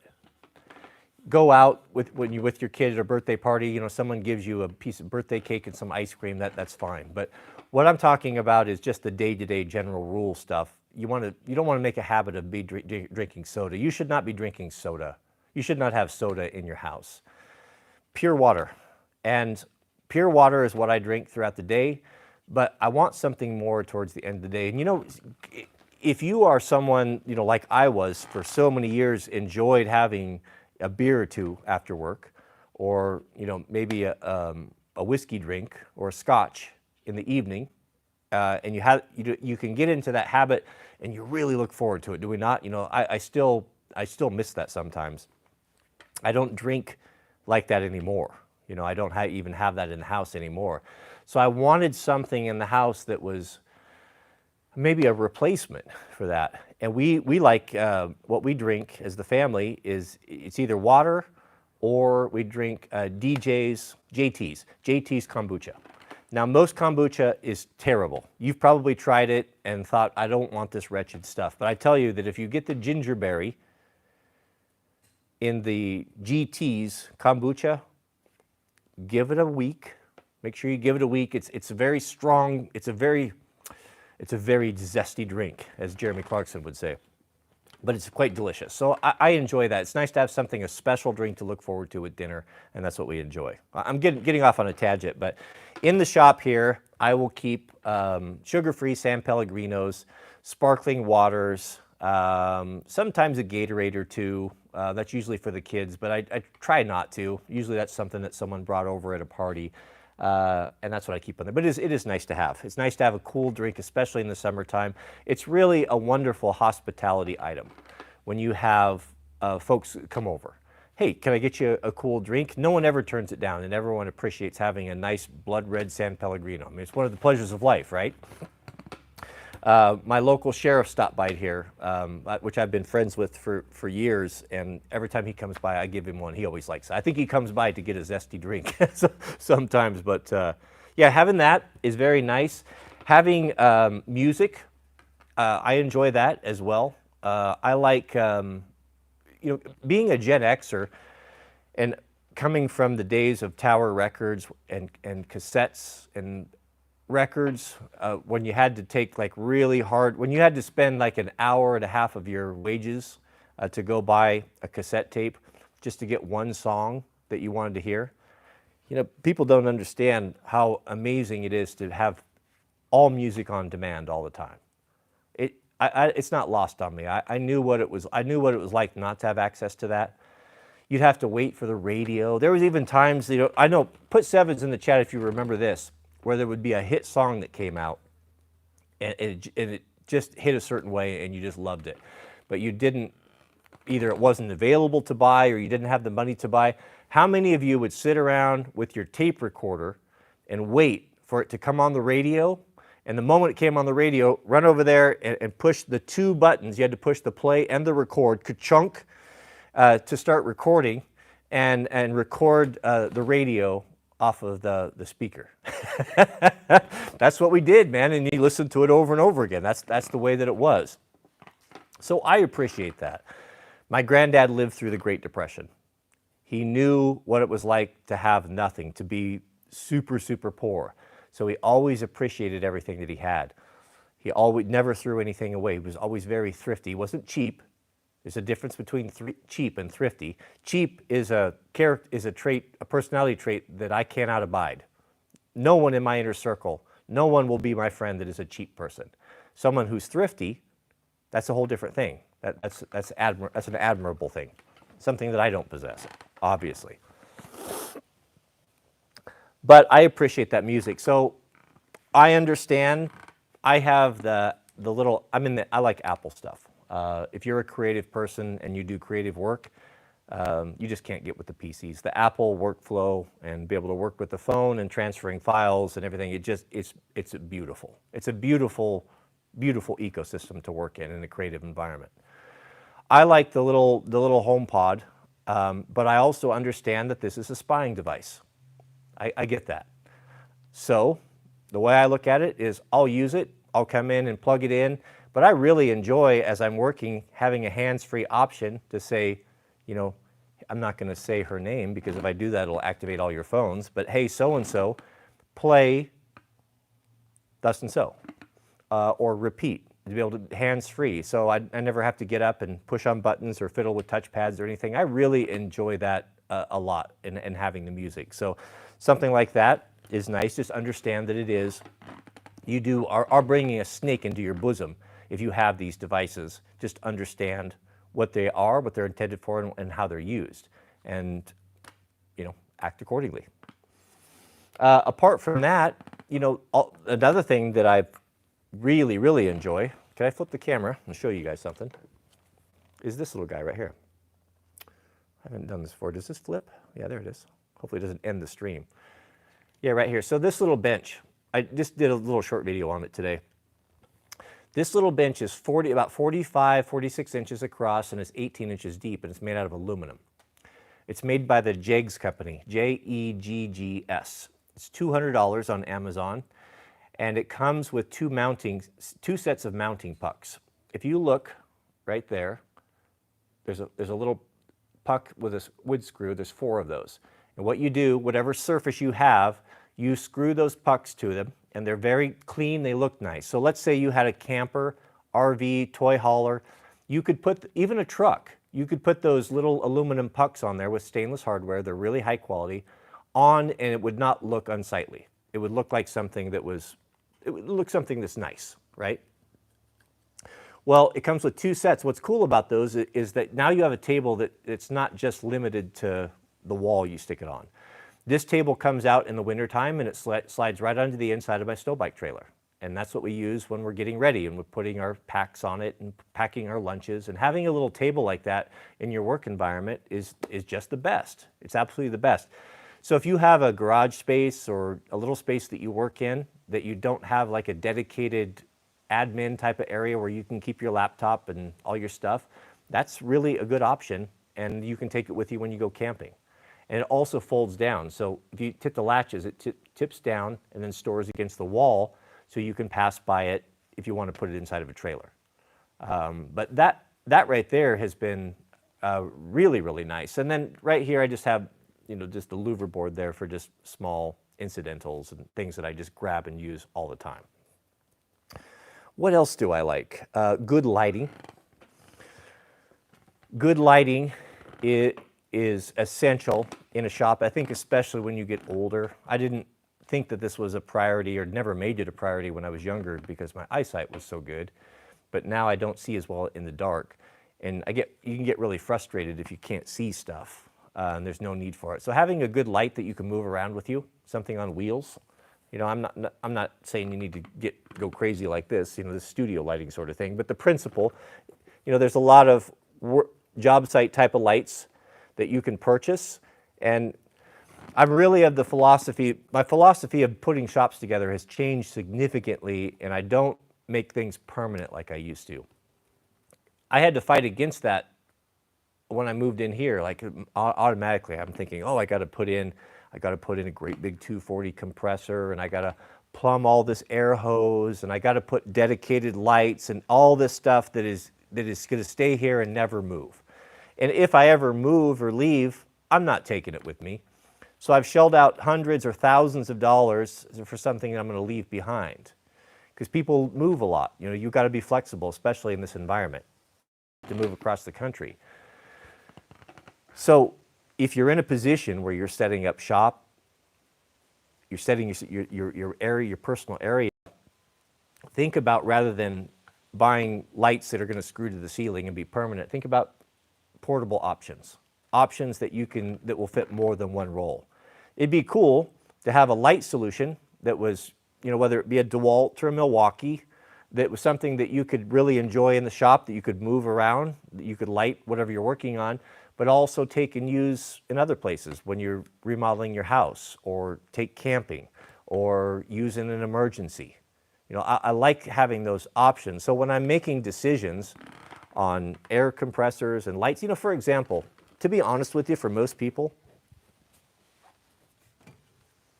if we're going to talk about not pro-ho, but just straight ho, homeowner, this, for an air solution, you don't need anything more than this guy right here. This is the little Milwaukee, the M12 compressor.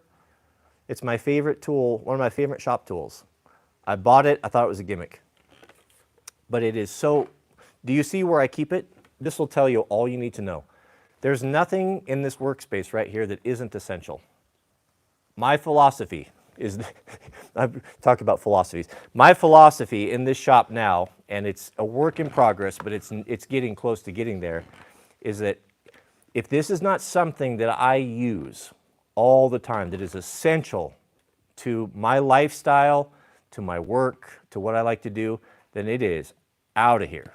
I am not storing things for the sake of storing things. Now, there are things that you need once in a while. I have floor nailers to put hardwood floors down.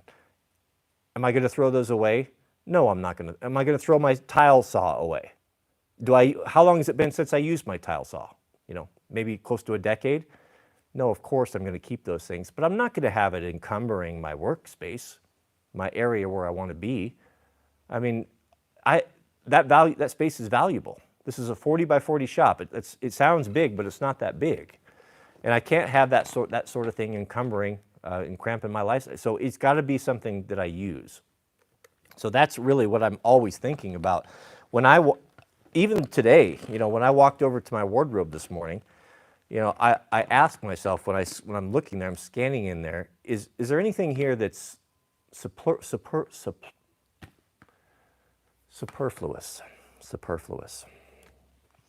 And if it is, then it's got to go. Not in the trash, but go to an area that I don't need to access all the time. That's the way. That's kind of how I set things up now, and that's how I make decisions on what I'm purchasing. It's got to be really versatile. It's got to work in multiple roles.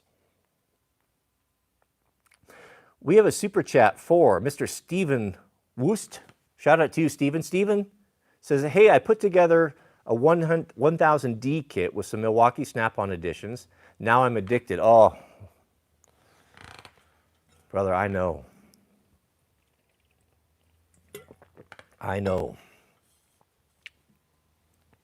Now I'm addicted. for these good tools in comparison to my cheap kit. I know once you go Snap-on, you can never go back. Or Milwaukee. Looking forward to expanding. Bless you and your families. Yeah, you just, I don't know what to tell you, man. I understand. I understand. I don't know what to say about that. I don't know what a 1000D kit is, though. I don't know what a 1000D kit is. Yeah, our Snap-on tools, they're not essential, but I would say, guys will tell you, you could never justify Snap-on tools for Proho. A lot of guys, whenever I feature a Snap-on tool, that's full in the comments. It's not true. It's not true. I would say that, do you have to have $150,000 worth of Snap-on tools? No, but your bread and butter. Your bread and butter. Why not have the best? Why not have the best screwdrivers you can get? Why not go to Amazon and buy a set of Williams, which are the exact same thing as Snap-on, less than $70 to have some of the best screwdrivers money can buy. I think that your main ratchet, you get a 3/8 drive, maybe a 1/4 inch drive, maybe a 1/2 inch drive if you got a big truck. I think you're totally justified spending that money on an 82 Snap-on ratchet. Now we're talking about extensions, sockets, probably not so much. Wrenches, possibly. There's a lot of good options out there, but I don't know. It just gets in the blood. Once you use them and the quality and the attention to detail and those little things that make the difference, that just make them so extraordinary, they come through. You can't always see it, even when you buy them. So many times with Snap-on, I know they're good. I've used them professionally. I worked as an outboard motor mechanic when I first started buying my first Snap-on tools, my 1/4 inch drive stuff. That's a professional user. I had a wrecking yard for 10 years where we were professional users. We had the Snap-on guy came every week to my shop. We worked on vehicles so I get it. But the thing with those tools, that there were so many times that I would buy them and grimace at the price, only to find years later that in a bad situation where that wrench didn't slip or that little angle of the dangle was just enough to get on a hard to get nut and it didn't round the bolt, it made the difference, or it didn't break and skin my knuckles, etc., etc., etc., that there is a difference. There is a difference. I would not recommend you go and finance them, though. If you can't afford to go buy them, then don't buy them. If you want to buy them for less, then you can buy them on Facebook Marketplace. Facebook Marketplace is a good place to buy used Snap-on tools. There's a lot of guys, it's standard to ship them, so you don't have to necessarily find someone in your area. Usually you can, if you wait a little bit, if you're kind of patient, and let's say you're looking for a 1/2 inch Snap-on socket set, deep and shallow. There's a good chance you're going to find that, and you can go drive and save the sales tax. You'll be able to buy it for about half price, and you have the greatest tools that are made for half price. And the Williams tools are good as well. Williams, if you don't know, Williams is sold on Amazon. Williams is owned by Snap-on. It is their industrial line. So they're not as refined, not as polished, not as skookum, but solid, heavy-duty, American-made, top-quality tools for anywhere from a half to a third the price sometimes of its bigger brother. So if you wanted to get started with a good set that was quality for a lot less money, the Williams tools. But be careful. Williams has overseas-made tools and they have domestic tools.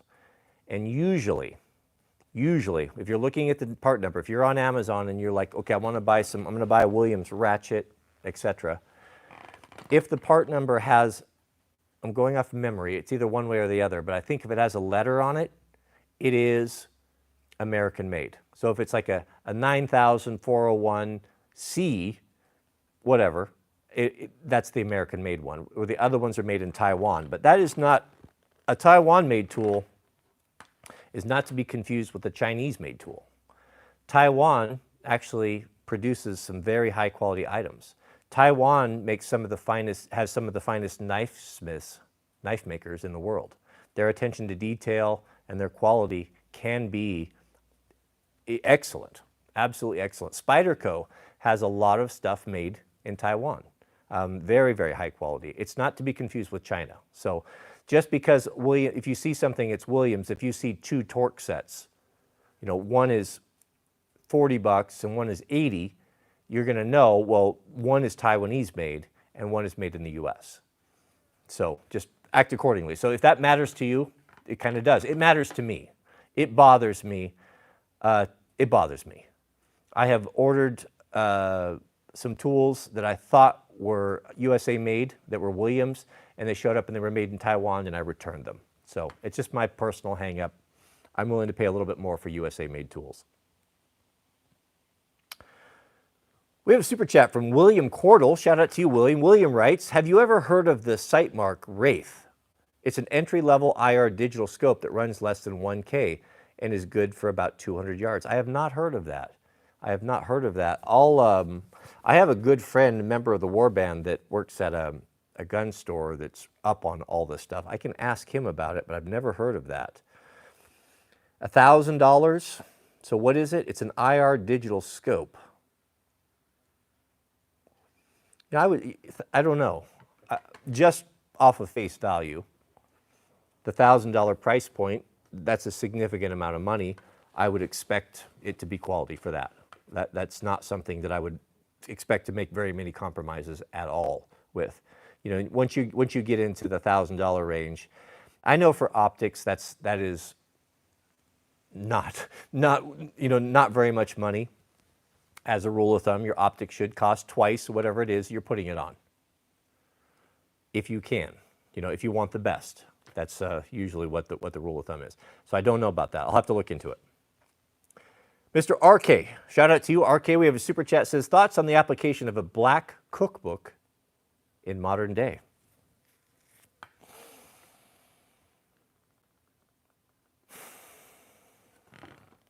I would love to have a black cookbook, but it would not be allowed. You would never get it past the publishers. If you wanted to sell this on Amazon or something, let's say you self-publish, maybe you could find some outlier that would be able to put that together for you. But you're going to put yourself in a position where you get in a lot of trouble as well. So I don't know. That sort of thing just shouldn't and can't be talked about in great detail online. It's just not possible. Going through life thinking that you live in a free country. You have that illusion. You do not live in a free country.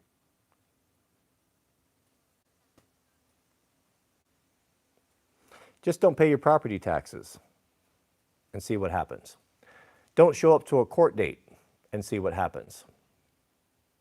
Have someone lie on you with a false allegation and see what happens. See how sympathetic they are to your cause. You live at the will of the powers that be.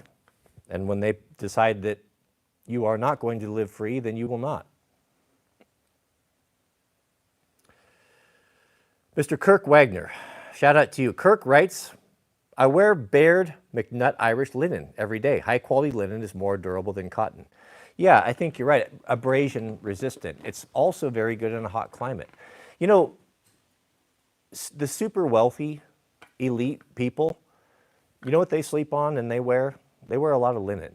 They know. Even, God's people are so ignorant sometimes. It's a lot of the folks that are sitting in power, that are in Hollywood, these people believe, they understand that there is good and evil. They understand that there's a God and a devil. Even the devils believe and they shudder, the good book tells us. Right? They know it's true. The devil knows, the adversary knows the Bible better than you. He knows it forward and backward. We know that he tried to use it when he tempted Christ. He absolutely knows it. He'll use it against you as well. It's amazing to me how even people that are on the adversary side, who have willingly maybe sold their soul, who actively are working against God, take the precepts and the principles in the Bible and apply them. They understand this. They understand, of course, you wear linen. Of course, you don't do this. Of course, you don't eat GMO food. Of course, you eat clean. That food and all of the slop that you eat, the fast food and everything in the center of the food market, you know that's all destroying you. It's destroying and weakening and sickening your children.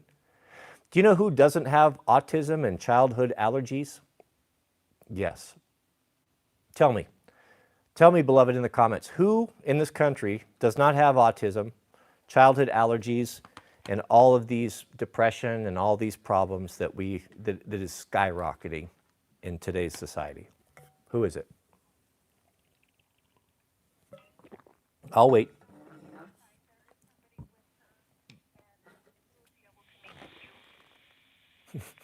No, it's not Hunter. That's right, it's the Amish. It's the Amish. Why do the Amish kids not experience the Down syndrome, the ADHD, the nut allergies? Why is that? It's because what they put in their body, gentlemen. They eat clean, whole foods, and they don't take experimental vaccinations. So read into that what you will. The wealthy know these things, these principles. They're not eating Little Debbie's. They're not eating corn syrup. They're not eating GMO. Do you know what this is doing to you, gentlemen?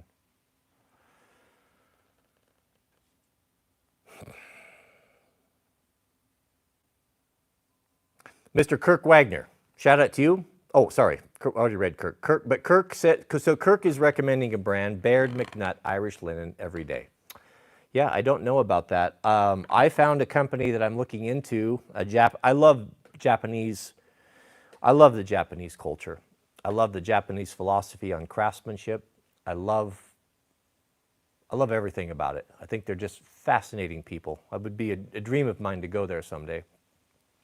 I love their woodworking tools, their clothing, just their principle on life. Just so many different things. I think it's just extraordinary. So I'm researching a linen company in Japan right now that is making some beautiful, really, really high quality things. Problem is the whole site is in Japanese. They say they ship to the U.S., but I have difficulty ordering because I don't speak Japanese. So I'm trying to figure out how to find how to get in contact with them. So if and when I do get a hold of them and start getting some of these linen products, I will share that with you. But that's kind of where I'm looking right now. But I haven't heard of this company. Irish Baird McNutt. There you go.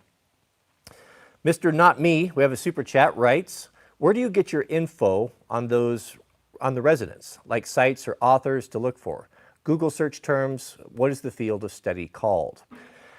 I don't remember the name, I didn't write it down, but 2003 or so, if you go on TikTok or YouTube, you just type in textile or fabric frequency study scientist. And it was a Jewish woman scientist that did the study originally that determined the frequencies on all of these fabrics. And it really is she is kind of the groundbreaking or the grandmother of this whole understanding. You know, and the fascinating thing is that it only corroborates what God told us in Leviticus, you know, that we all struggled with for so long, you know, never mix linen and wool. Well, why wouldn't you do that?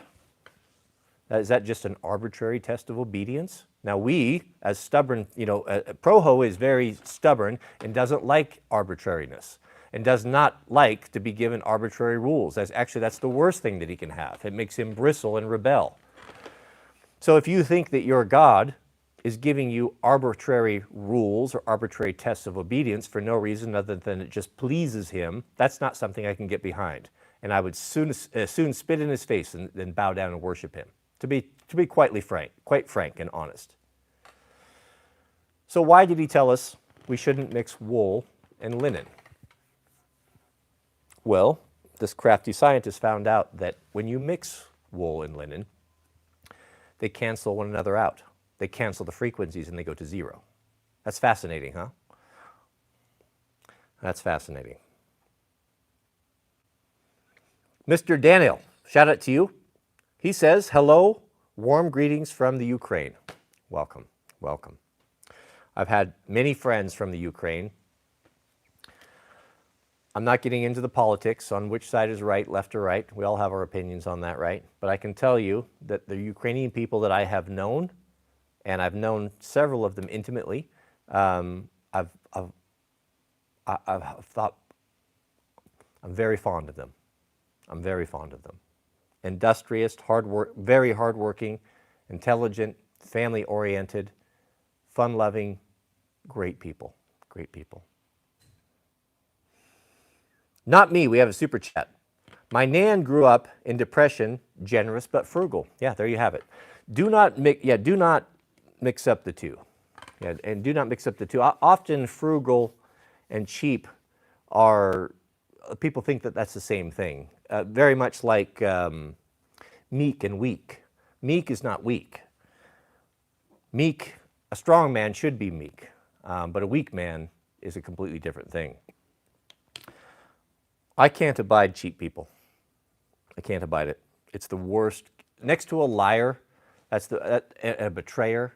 That's about the worst character trait. I cannot abide. I won't have you.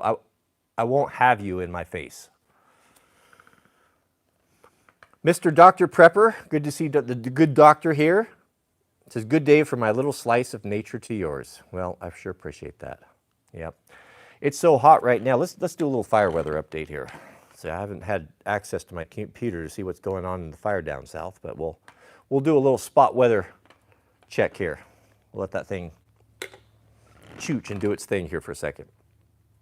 Mr. Marshall L., thank you, brother, for your super chat. Appreciate that. And we have a member message from the Maine Battle Toaster. The Maine Battle Toaster says, what's a black cookbook? I was making an assumption that what was being implied was a black cookbook to me would be something that would be recipes for maybe destructive devices or something like that. Teaching people how to make booby traps, teaching people how to make, who knows, you know, you can only imagine, right? Teaching people how to wage guerrilla war against an oppressive regime, etc., right? That sort of thing. That would not be tolerated and not be allowed. That sort of thing is not allowed to be in your hands, at least over the counter. Those things, of course, are always available. That information is readily available, but if you seek it out, you have to find it in other places. And Mr. Andy Anderson, whatever you see, anyone's name that ends in a son, Anders son, that's usually Scandinavian. The tradition, I don't know if it still is, but the tradition is if your father was Anders, then you would have been born Anders' son.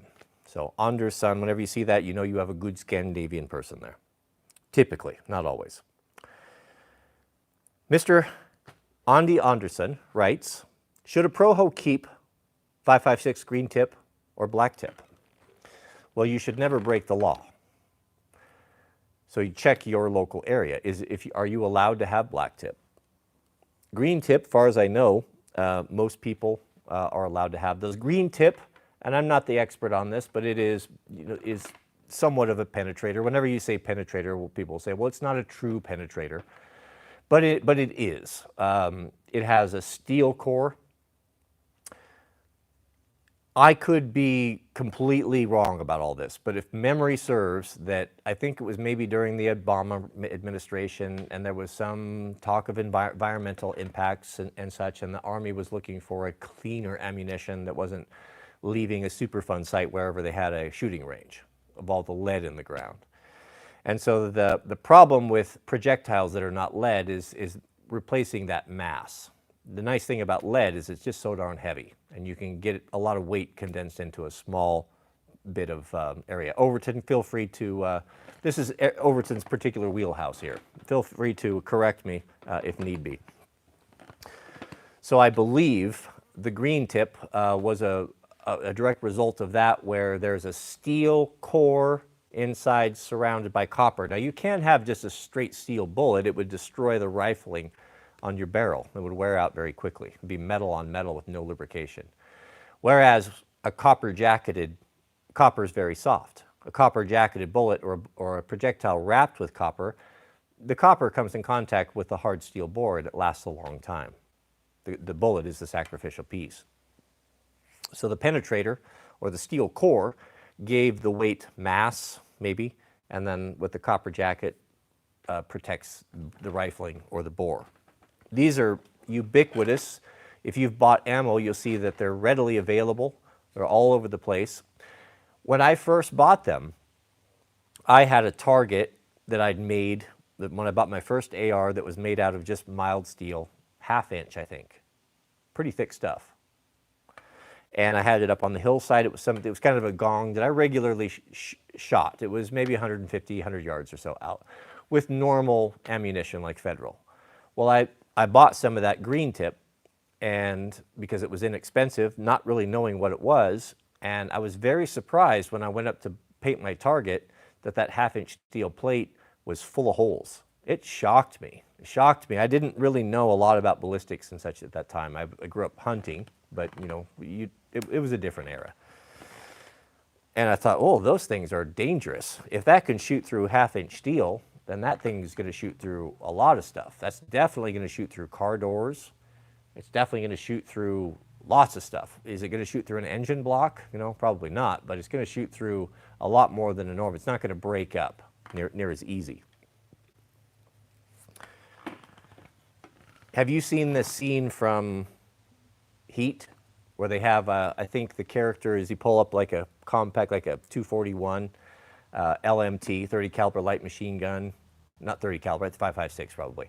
And he's full auto, you know, just laying waste, man, just absolute carnage. You know, the cops are stepping and fetching trying to get away from this. Quite a very accurate and one of the greatest gun scenes in movie history, right? Excellent.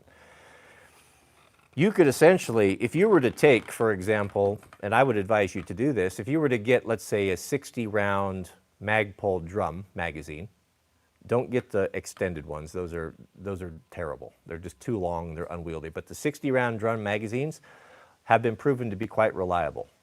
And if you were to say to load a couple of those drum magazines with green tips, 60 rounds, and you were to have a high quality 14.5 or even whatever, the barrel doesn't make any difference, but if you were to have a bipod on that AR with that 50-round drum magazine and 60 rounds of green tip, that would be a formidable weapons platform, would it not, over the hood of a car? Would it not be very similar to the 241, I think if I got that right, that we saw in Heat, but a semi-automatic version?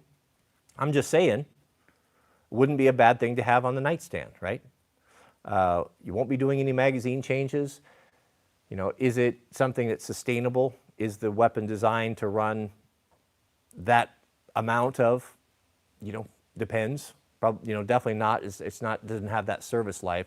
But in an emergency, in a situation where you need to defend you and yours, would you want to go up against it? You know, that's all I'm saying. So I would say, to answer your question, Andy, absolutely, for that reason. Just make sure you understand what it is and you identify it when you are putting when you're putting together your cache or your magazine. You know, what I would do is if you wanted to preload some magazines with green tip over, you know, so like my defensive round is going to be 77 grain open tip match, OTM. That is the gold standard for military grade ammunition, and probably considered to be the best ammo, best 5.56 ammo in the whole world. It is very, very devastating on human targets, even in short barrels, especially in short barrels. It is the ammo for the designated marksman rifles that Knights Industries, I don't know all these names, as well as the Mark 18, the 10.3. Actually, the Special Forces guys that were kicking in doors in Iraq, They were having trouble with the first Mark 18s with the ammo that they were given, the ball ammo. It was not stopping human targets. They were having to put multiple rounds on target. When they started borrowing, and stealing the 77 grain OTM, there's a military version of it that has its own name, but you can buy the same stuff. They had a completely different result, and that became the standard. And it's absolutely devastating, especially in the Mark 18 or the 10.3, 10.4 SBRs or short barrel rifles. But I would have both, and I would look at that stuff as a poor man's penetrator or a poor man's armor piercing. It's not an armor piercing, but as I explained, punching holes in half-inch steel is not a small thing. But mark them. What I would do is I would get a green marker, a paint pen, or green electrical tape, and that's just an easy way for you to identify in your safe, whatever, the magazines that you load with the green tips. Just wrap that tape around there. Then you'll never mix it up. You won't inadvertently grab the wrong one. You don't want to be using green tips in your home. You don't want that over-penetration. Black tip, I don't know. I don't know what that. I don't know much about that. I've never seen it. I've never had any. Never used it. I don't even know if it's legal. Mr. Northern Harvest, shout out to you. He writes, red dots on pistols is the way for night vision. That's what I'm being told. I'm dragging my feet on that, reluctant. I hate to modify factory guns. I think what I would probably do is, what I need to do is just order a second slide for my 19X. Maybe get like a Unity, an aftermarket slide, and then send it in, or buy one that's already milled, and then put an RMR on it. I need to do that. Yeah, I know. I know.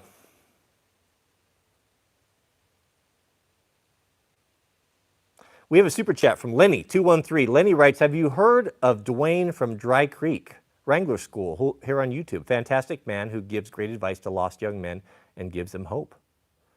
No, I haven't. If someone were to email me his link, I would appreciate that. But I can't speak on that. I've never heard of Dwayne. But it sounds like he's doing something good. My heart really goes out to young men. Young men, American young men, well, even European are really the most oppressed, among the most oppressed people in this country, without a doubt. Regardless, and everyone will scream and yell, "Oh, that's not true. I'm a white privilege." That's that's not true. If you want to get past the rhetoric and in the feels, and look at the statistics of who's doing well and who's not, who's graduating, who's not, who's advancing, who's retreating, you're going to see the truth. And not of their own doing. You know, there are folks in this country that are suffering because of their own actions. That's not the case with who we're talking about. Mr. James, Tyler, thank you, brother. Very generous of you. I sure appreciate that. Tyler writes, I finally got home after 5 months on the road trucking. 5 months. Prayers to you, Cody, and yours. P.S. from the East Coast man. We love our East Coast men here, no matter what you may think. Yeah, 5 months, that's rough, especially if you have family. I can relate to that. It's exhausting. Driving truck is exhausting.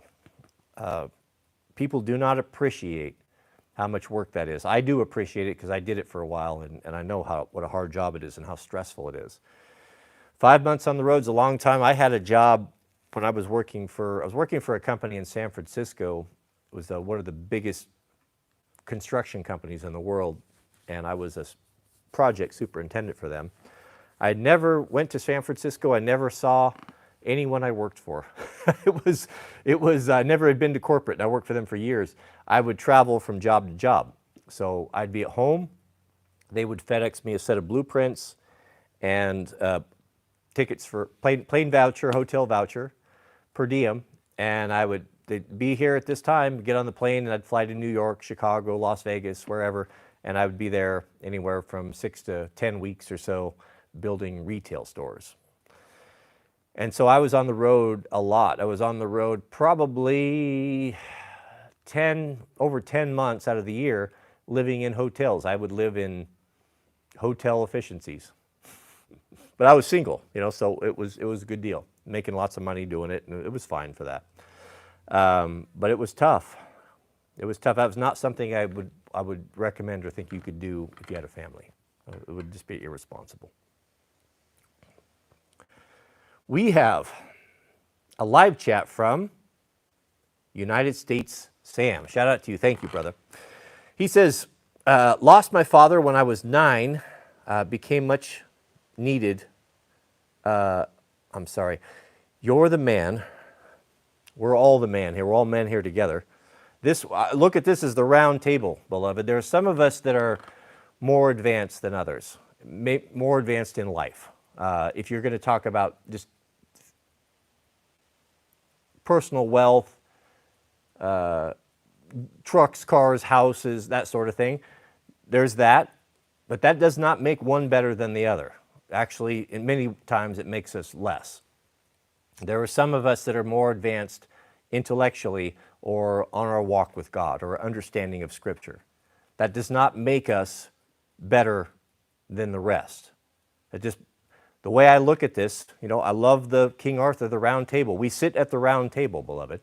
If I ever opened a church, if we ever had a church or ever had the opportunity to get together, share God's word, teach and preach, if there were men of experience that we could have the pleasure of listening to, that could teach us what they've learned in their walk that we could benefit from, I would never elevate these men. I would never put them on a pulpit. I think putting a man on a pulpit in a church sends the wrong message. I think it is something that should be abolished. There should never be a man elevated above another man. We have all sinned and fallen short of the glory of God. The good book tells us there are none righteous, no, not one, not even one of the people here on this earth, God tells us. He tells us also that our righteousness is as a filthy rag. I'm uncomfortable to read that sort of thing because I don't see it that way. But I thank you. I appreciate that. I guess we don't need to say anything more than that. But if and when someday we ever do start the Pro-Ho Church, there will be no pulpit. Every man will be on the same level. And it will also be, segregated. There will be men and women will be taught separately. Women and men don't need to be doing the same thing all the time. Men should learn from men and spend time with men, and women should be with women and spend time with women. And if a woman has a spiritual question or needs an interpretation or a teaching from God's word, let her get it from her husband. Let her husband go and learn it from the wiser men in the community or the more experienced men. Let him ask and learn and study, and let men learn and talk and discuss together. And then let them take that knowledge back to their home and let that knowledge out, share that knowledge with their children and with their wife. But in my opinion, in the future Pro-Ho Church, if it ever came about, the women would be silent and the men would be the ones that would be teaching. It is our role to be priests and teachers of the household. Woman has been given not as an equal. I'm not saying that women are not equal. I think we should treat our women with respect, the same that we would treat ourselves. I think that they should all have, by and large, the same rights as we have. Not all, but by and large. I think they should be taken care of and cherished and treated like queens, provided that they deserve it and they're respectful. But let us stay in our lanes. God made women not to be our equal, but to be our what? Our helpmate. But also, we've been given and admonished, very strict commandment, husbands, love your wives. Love them as Christ has loved the church. That's how you should treat them. So the way that God treats his children, the way that Christ loves us and died for us, that is the example of how a husband should be towards his family, towards his wife, and to his children. So is that tyranny? Is that misogyny? Is that overbearingness? Is that manipulation? No. You should be a leader. There needs to be a leader in every organization. You should be fair and just, and you should take the burden upon yourself of the hard work, of the worry, of the stress. You should be a husband, a house band, a circle of protection around your family. This is the way God intended the family to work. And everything has been inverted and upside down. And that's why people are so unhappy. And that's why women have never been more unhappy than any time in history. Do you know that it's been estimated that over 25% of American women are on depression medication? Strong and independent is not the way that they were made, and it's destroying them, and it's sad. Mr. Dr. Prepper, shout out to you. Dr. Prepper says, can you speak on dealing with betrayal? I feel it is the greatest sin, and I fear it has broken something inside. It is the greatest sin, yeah, and I know to which you speak.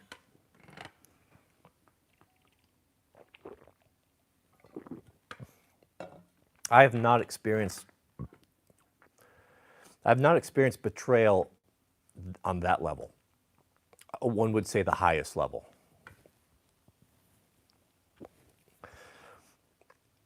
I don't want to get into your business, so I have to choose my words carefully here. I don't know that I'm in a position to even advise you on that. Not having experienced it myself, I've experienced betrayal of a close to a good friend. That's the closest that I have, that he betrayed me, took something that I told him in confidence and used it to harm me. But even now, when I look back on that, I've long since forgiven that. Maybe it has to do with the fact that he killed himself shortly after that. He shot himself in the head with a shotgun. He was one of my best friends. He was an extraordinary person. And that wound came from a place where I least expected it. I had no defense. I'd put no defenses up. I was completely vulnerable to it, and it was a very soft and easy target. But I don't think about it. It hasn't broken me, as you say. It hasn't affected me negatively, and it might have something to do with just the great loss that was from what he did, the decision that he made. Would I feel differently if he was still above and walking around today? I don't know. But that's not to be compared with what you've experienced.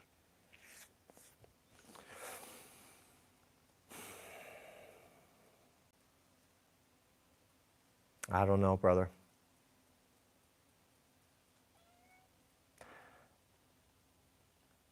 I guess, I don't know that this could be helpful. I would like to think where I would put my energy and where I would put my focus is I would put that into my children. And maybe it would be out of vanity and just pure spite, but I would be the world's greatest dad. That there would be no question that my children, when I was on my deathbed, would be able to say that Dad did it right. Although other family members didn't and betrayed us, I would have peace, I believe, on my deathbed knowing that. And I would, I don't know. It's like trying to, you're asking me to try to, I just can't put myself in that position. I can't even imagine it. Like, I would be that's a very vulnerable point for me. Like, I would not be looking for that to happen in my current situation. That would be the most incredible and greatest shock of my life if Mrs. W were to betray me. I had no defenses against it. It would be like waking up to find that the sun no longer came up, or that we now live underwater and can breathe. I mean, that's how big of a surprise it would be to receive a betrayal from my wife. How I would handle that, I don't know, but I would be super pissed. I'd have a hard time getting over that. And I don't know, well, I don't think I would ever trust a woman again. I know I know I would never, ever trust a woman again. I wouldn't have the ability to. If I had married a 304 and she had betrayed me, and I had overlooked red flags and wanted what I wanted because I wanted it, even though I knew it might not end well, and if I received a death wound or a betrayal from someone like that, I would blame myself more than anything else. But from a betrayal to come from what I've considered to be 20 years with a good woman that loves me and wants the best for me would be something I would never be able to overlook. How could you possibly ever look at a woman again the same way? You could never trust them. You could be around them. You could use them for your own personal enjoyment, but you would never let one into your house. You'd never marry one. I wouldn't. No, I wouldn't. Mr. Jason Barr says, I would love to see a dual stream with you and Dwayne from Dry Creek Wrangler School. Think you could really jive with him. You guys put it up. I've told you, if you want to see that, I'm more than happy to do it. You know the time here. You reach out to him, contact him. We can set it up just like we did with folks over at SOE or S Special, yes, SOE, and that was really fun. We could definitely do that. So reach out, contact him. You know, if he wants to do that, we can definitely do that. I have no problem with that whatsoever. But I'm going to have to go brush up on his content. Mr. Tyler James, super chat. Thank you, brother. Tyler writes, does Yanmar get to see any work? Does the Yanmar get to see any work anymore? I have an update on that as of today, actually. What are your thoughts on the Yanmar as a homestead tractor, as a whole, serviceable, repairs, parts available, etc., 25 acres next spring? I think the Yanmar, the John Deere, and the Kubota are my top three favorites. What I would rather have, any one of those. It would be more important to me who had the best dealer network, who had the best service, and who would give me the best support after the sale. That's what I would base that off of. With that being said, one thing that the Yanmar has that the other tractors did not have at the time when I was looking is the Yanmar has a very brilliant transmission. The way that you can control it with the knob for small 20, 25 acres, that area, it is a very, very nice machine. Very well engineered, very well to service, and what many people consider to be the finest small diesel engine in the world. You know, the original small compact diesel engine was invented by Yanmar. They're very heavy in the marine applications and such, and usually when people choose marine engines, they need reliability. My personal experience is we have beat on that thing and used it very heavily, and it's never fallen down. It's never failed us. I had one electronic problem with the PTO wouldn't engage. It was a relay. They fixed it. That was the only thing that I had. But with that being said, it was not something I could diagnose or fix myself. I had to go to the dealership. That's going to be the case with all these tractors. Gone are the days of the manual tractor that you can work on yourself. You're going to have access to the dealer network. My personal case right here, we are getting a brand new tractor from Yanmar. It's going to be smaller, about 10 horse smaller than the one we have right now, with haying equipment. So Mrs. W did the final she redlined the contract agreement. We have a 1-year contract with them. They're providing us a tractor, a new tractor, and haying equipment. So that's supposed to be here this month, and we'll see it. So they're going to take the old 359C, that will be gone, and we'll be replacing it with a smaller one, which the 359C is a bigger tractor than we need around here. We don't need it for that 25 acre size. You don't need that much. So I don't know about the new one. I don't know what the changes are going to be. This is probably a whole new generation of tractor from the one that we had before. So I will be speaking to this in detail. My hay is ready to cut. I'm very anxious to start. I'm still irrigating right now. If I don't cut it soon, I'm going to have to cut it and just let it lay. But hopefully it'll be here soon. So we'll talk more about that on the new tractor and what I think. But my experience with it has been positive. The company has been exceptionally great, easy to service, easy to work on, very well built, excellent ergonomics. Great, I love it. But also I've had good experience with John Deere's and Kubotas as well. And most of the people in this area, because there's so many orchards, the cherries and the pears and such, the Yanmar or the Kubota is the gold standard because the dealer is so good here and so strong. We don't have a Yanmar dealer. So it really comes down to 50% of that decision should be based on, maybe even, I'd say at least, yeah, 50% I would say should be based on how good is your dealer. But I'll bring this more, Tyler. When we get the new tractor, we'll go over it and look at it, and I'll give you my impression and see what we think. What's so nice about Yanmar? we deal with a lot of contracts and people want stuff, and Mrs. W has a particular skill that's very good with contracts. That's her thing. So she goes through and red lines and reads everything and changes all of that, so that you're not getting, it's not one-sided. Because when someone gives you a contract and they've written it, it's always favors them. They're not looking out for you. So you need to fight for your rights. So you need to make the changes, and how a contract should work is it goes back and forth a few times until everyone gives a little bit and you reach a point where you're both of agreement. It's always kind of a bit of a process. With Yanmar, they're a private company, still in the same family. They have never went public. It's a massive, enormous Japanese company, but just dealing with them, it's like dealing with more of a handshake type of thing. Yes, we have contracts and such, but it's one page instead of 15. It's just good people that want to make good tractors, that believe in what they do, and that care about farmers and care about people and care about small landowners. That's been my experience with them. Yeah, that might be somewhat tainted on the fact that I'm a high-profile person, and of course I'm going to get the red carpet treatment, but I've not heard anything other, and the equipment stands for itself. So I would 100% stand by it. I stand by it. I could go and get a tractor from any company that I want. All I've got to do is go send an email. And I'm happy with Yanmar, and they've been good to us, and I'd just soon stay with them.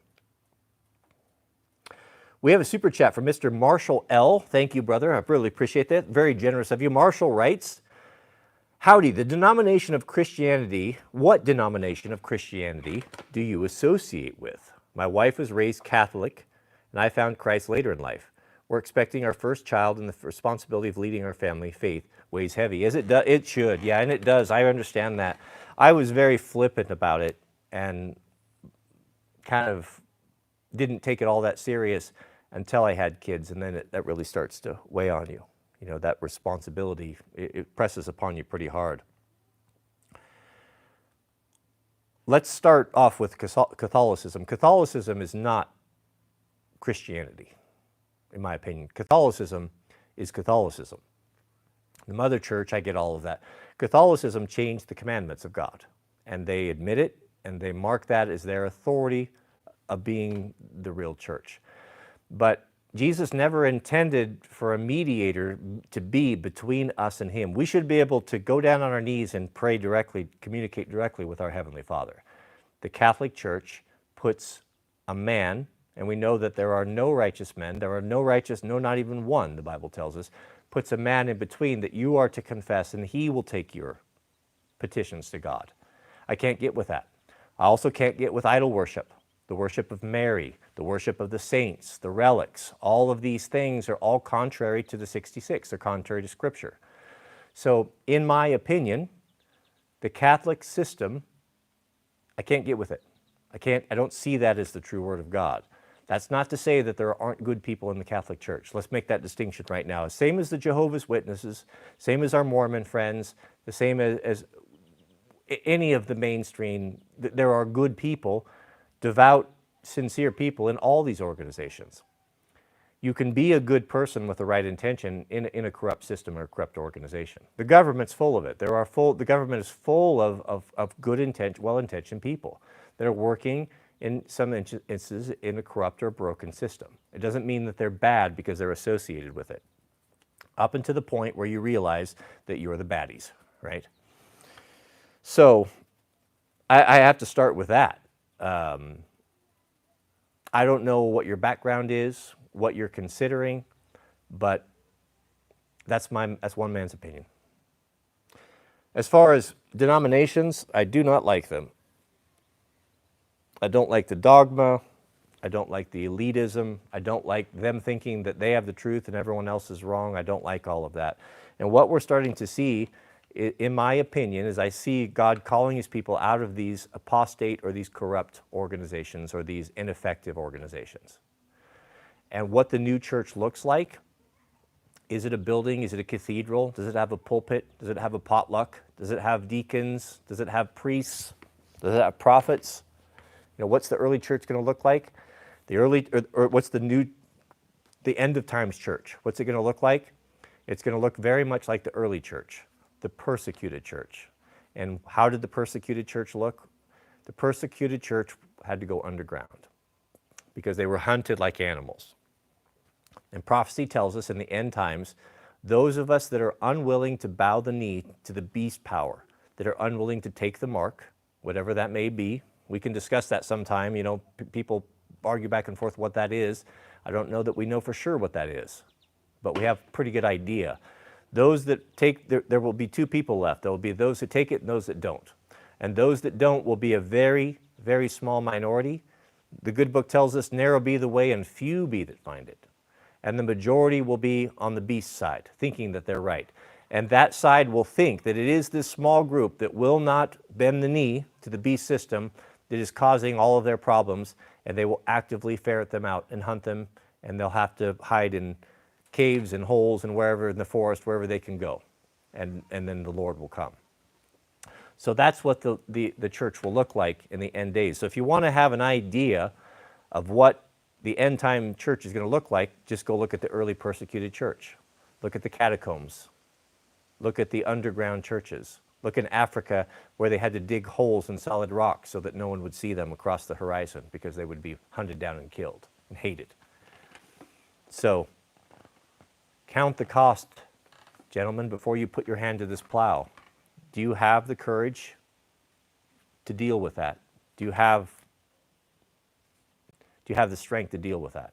Because that's what's looking forward to us. Now, we're not left on our own devices. We also have a helper. God will look after us and protect us, but some will fall. Some will be made martyrs.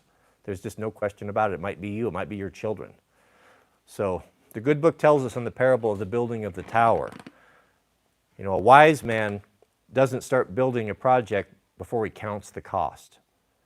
If he were to start building a building and only get halfway through and run out of money, and it sits there derelict for decades, he becomes a laughingstock. His friends and neighbors mock him. Look, he started something he was unable to finish. The wise man counts the costs. He looks and makes plans. He realizes, do I have the resources? Do I have the time and the money to build this? And if he makes a decision that is yes, then he goes forward and he does well. So those of you that might be considering this, giving your life to God, trying to make the decision, count the costs. Count the cost of what's going to be asked of you.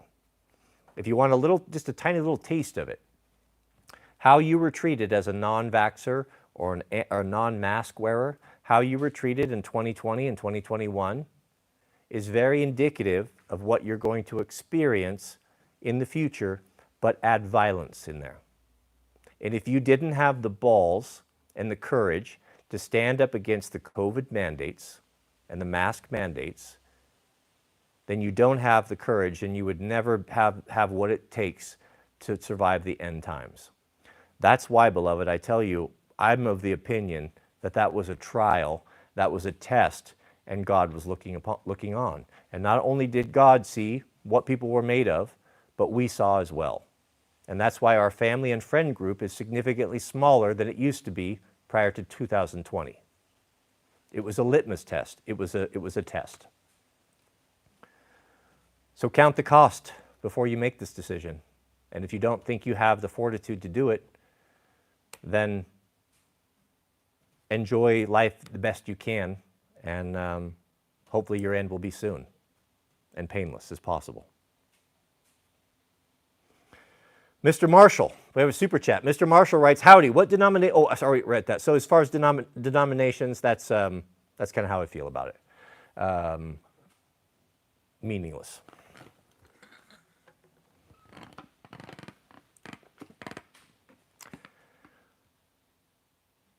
We have a super chat from Mr. Joseph Banks. Thank you for your generosity. I sure appreciate that. Joseph writes, what are your thoughts on Johnson's paste wax? I use it on tools to prevent rust and make a very slick surface like my table saw. God bless, from North Carolina. I love it. If you look over there by my anvil, I have a metal can full of Johnson's paste wax. It is a brilliant product. I use it. If you like to heat metal, have you ever seen that really beautiful black lustery metal that's been forged off of by a blacksmith that almost seems to not even rust, even if it's outside, or just rust very little? even though it's just bare metal with no coating on it, it's Johnson's paste wax. What I learned this, I took a blacksmithing class and I learned this from an old blacksmith. When you can heat your metal up, and I forget the temperature, you can go look it up. It's not super hot. You could heat it up. You could heat it up enough in your oven at home to do this, and you paint Johnson's paste wax on there. It puts the most beautiful black iron finish on that is a very tough coating, and it's I wouldn't say it's slippery, but it has lubricity. It's pleasing. It's way better. You know how you grab a piece of nasty raw metal, and even if it doesn't have surface rust on it, it will soon. You know how it's not nice to touch. It was not something that you would want to work with or a tool. But you put that Johnson paste wax on, if it's hot, it seems to bake in there and get into the molecules somehow, and it makes just a gorgeous finish. That's what when I make little projects, candlesticks. I'm not a very good blacksmith. I do just rudimentary stuff, just for friends and my own stuff. But I make candlestick holders and coat hooks and such, and that's what I finish them with, is the Johnson paste wax. It's one of my favorite things. I really like it. We have a new member, Mr. Stickland 325. Shout out to you, brother. Welcome. And Chase O'Brien, he says, can I get an act accordingly? Of course, you should act accordingly. I'm always telling you guys, you need to act accordingly. Act accordingly is the code word for read between the lines, is it not? I was told someone trademarked that, but I don't know. I'm looking into that. Mr. Strickland, our new member. You got two shout outs. And finally, our friend Mr. Tyler James. Shout out to you, Tyler. Welcome. Tyler writes, seems like all the new equipment is built cheaper. That's why I'm scared to do it. But if the build quality is there and you of all people still get the fizz from Yanmar, that's what I'm going with.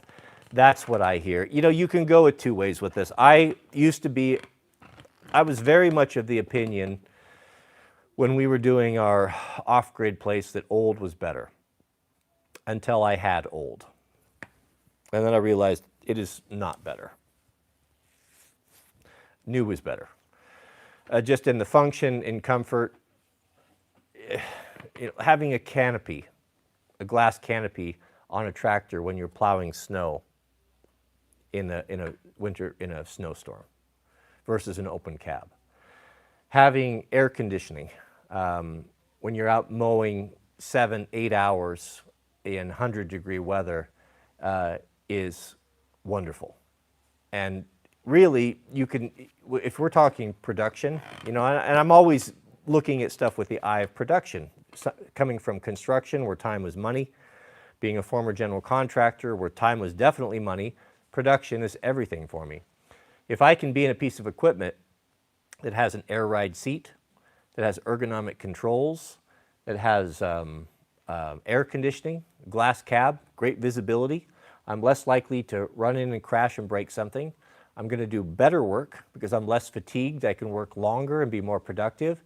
I'm going to be less stiff the next day. I'm going to have less physical problems, from back problems to hip problems. I suffer back and hip problems because of my years and years of sitting on shaking equipment, compacting my spine. I'm physically altered from that. Now, I don't complain about it. I'm happy. I'm grateful for everything that I have. But had I paid a special attention to that when I was younger, or had I had access to nicer modern equipment with these conveniences, I wouldn't suffer as much as I do now. I would have a more productive, easier life, right? So I'm just not about that old stuff. And that's completely not even talking about reliability, not even talking about access to parts, and just general headaches, aggravation, and frustration. So if you have the means, buy the newest stuff you can buy with the least amount of hours on it. But it's better to have an old tractor than not have one. So it all depends.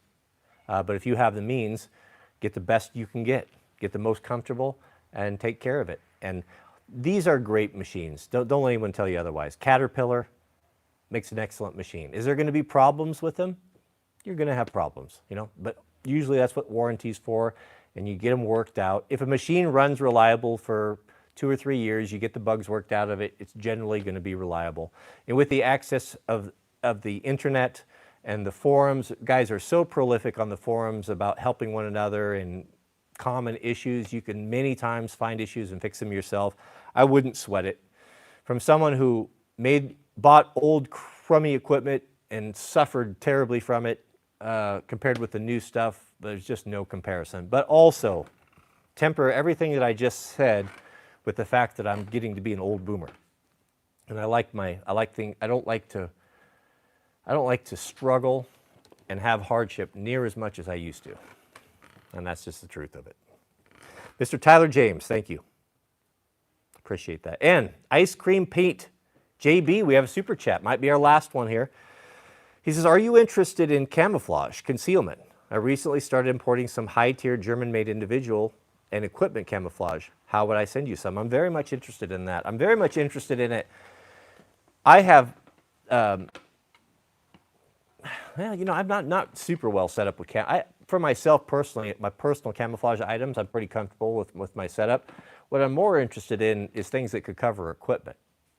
What's unfortunate about civilian vehicles, motorcycles, and cars is they're made to stand out and to grab attention. They're super shiny, lots of bright, shiny clear coat paint, lots of chrome, shiny glass windows, LED lights. I mean, they are intended to draw attention to themselves.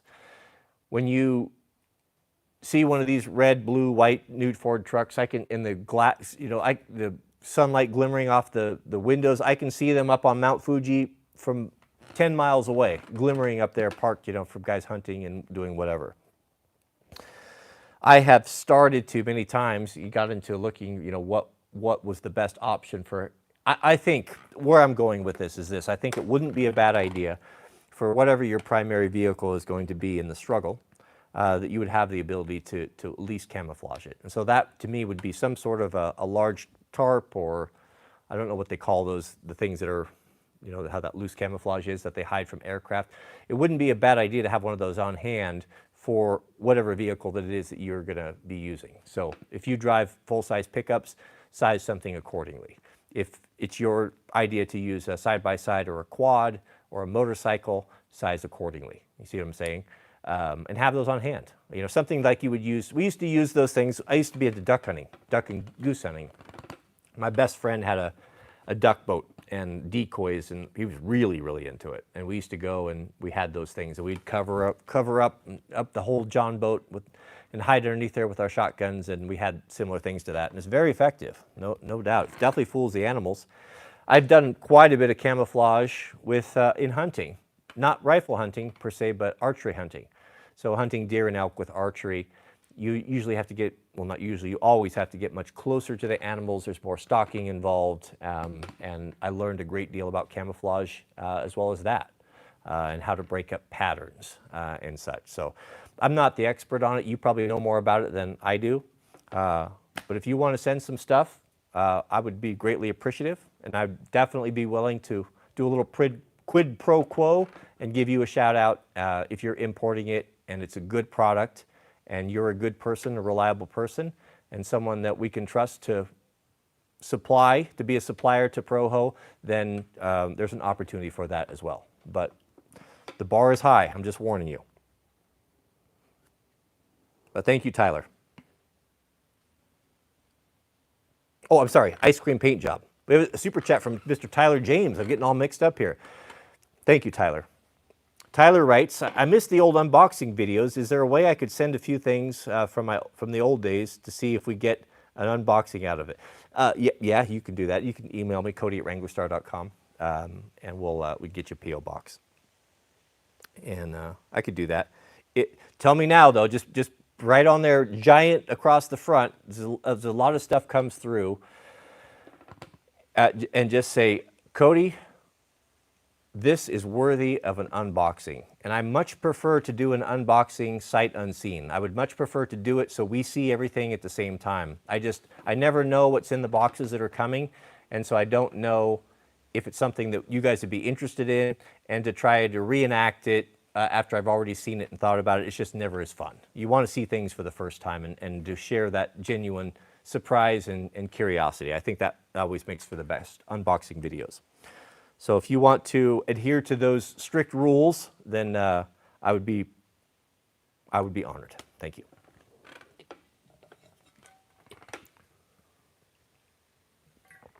I have to say, it is, oh man, my fire weather. It's 92.9 currently. The RH is 28%, which is getting in the low side. That's certainly with the wind driving, we could have some pretty extreme fire with that, but our probability of ignition is on the lower side of 60, right there.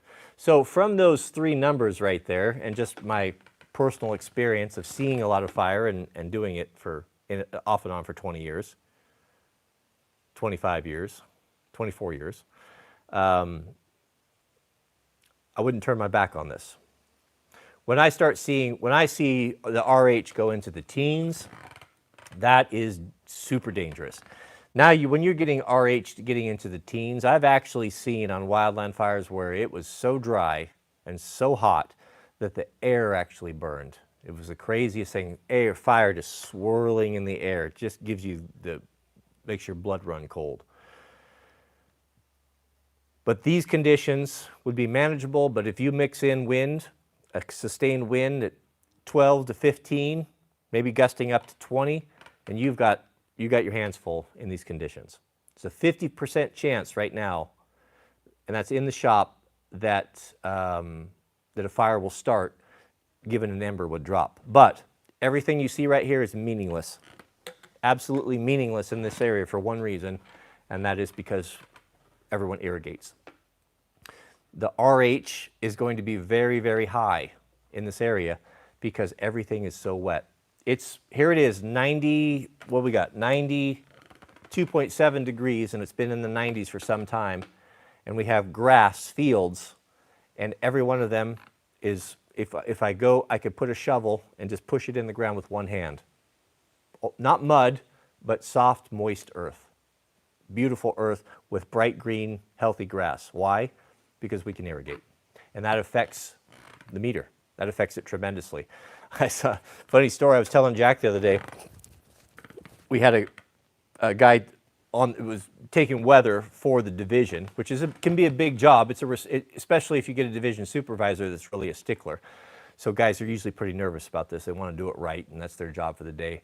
Well, he took the weather down by a creek, and we had been forecasting. You're always trending, you know.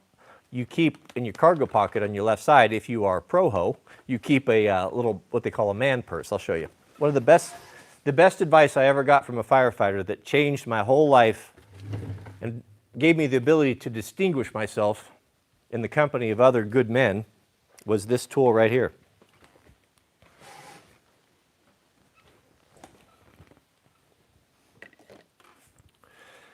This is called a man purse. Man purse by Top Stitch. These are made in Redding, California for wildland firefighters. It is a little, you can see, it's like a little book, Cordura, with a Velcro strap on it, and it has 4 pouches. In this, I keep 5 things. IRPG, Incident Response Pocket Guide. 100 years of tradition, knowledge, and hard-gotten information is in this little book. This is the handbook for wildland firefighters, and it needs to be on your person at all times. If you're caught without this, you're in trouble. You can access this to get pretty much answers to any question that you need to get. And the ease of use and the way that it's laid out, if I, for example, want to figure out how much friction loss am I going to have in 350 feet of 1.5-inch line, and what pressure I need at the other end and what pressure I could expect at the nozzle, that's in here.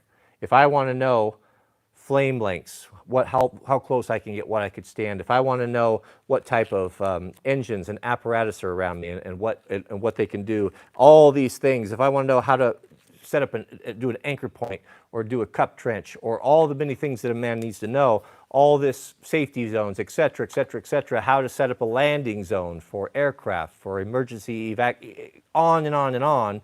That is in this book. If you knew this, if you had this memorized, you would be the Michael Jordan of wildland firefighting.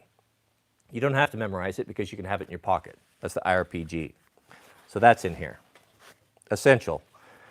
Next to that, I'm going to have a little Write in the Rain, a tablet for writing down information, and I'm going to have a quality pen, a Fisher Space Pen. Fisher Space Pen will write in any orientation. It's a quality item that won't stop working on you when you need it. These are items that can't fail. They can't fail for me. This is essential. There's so much going on a fire, and especially when you get into a position where you're single resource or you're leading men and you're responsible for their safety, the information comes fast, and you can't remember it all. And so this is in my hand and open whenever I have a supervisor whose mouth is moving. I'm writing it down. I'm writing down radio frequencies. I'm writing down locations for drop points. I'm writing down whatever. I'm writing down how many lunches do I need to bring, right? I'm writing it all down, and I have it. I've also got all my LCES, your lookouts. Your standard fire orders, 1 through 10, you need to have these memorized, and your watch out situations. Everything that you should know, you need to check these off before you go into a fire, into a situation. And if you don't have these things in place, then you don't go. The reason why these are here is because men have died, because they broke these rules.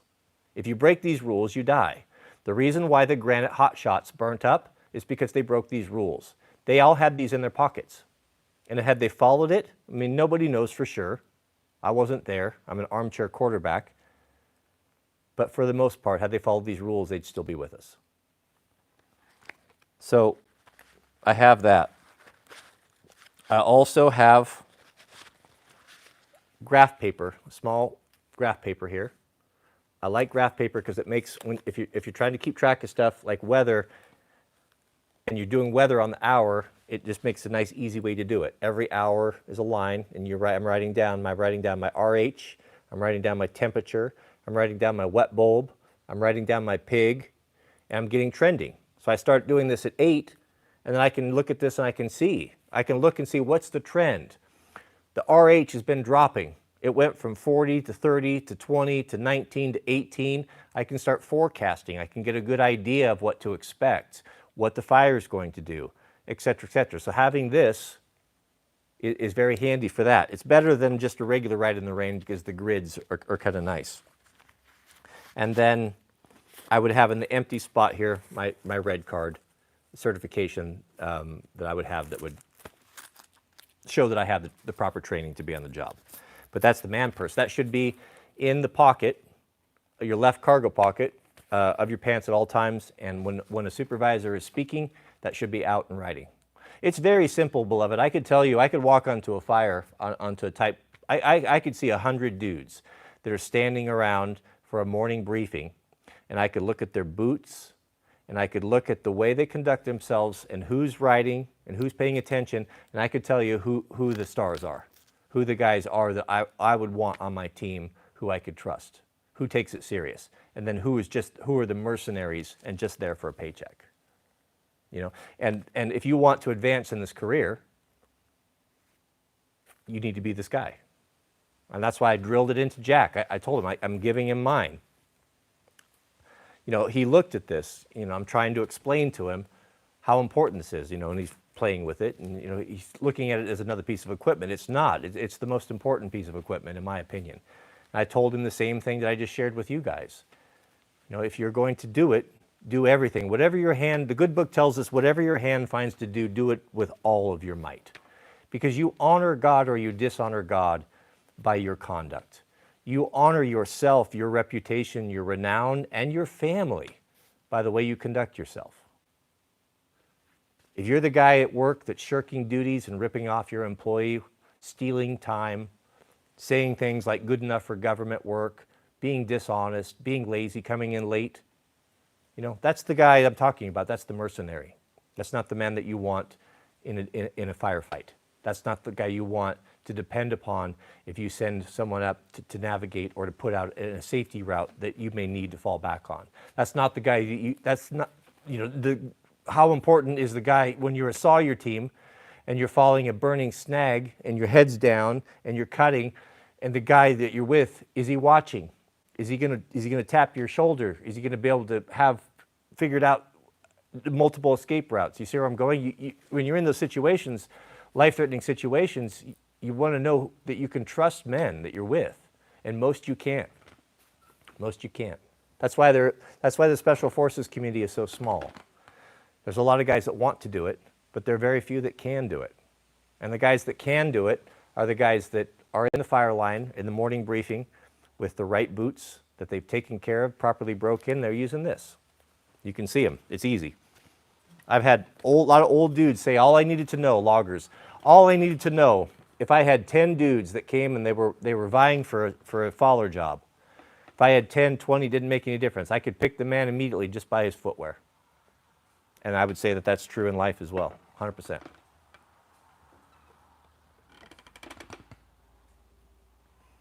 All right, I'm going to shut her down. Thank you, beloved. Appreciate your time. Thank you for the super chats, for the moderators feeding questions to me. I sure do appreciate that, guys. I know takes a lot of time and a commitment. It makes it possible for me. I really do appreciate that. So please keep us in your prayers. May God bless you and your families. And we'll see you guys on tomorrow's stream, Lord willing.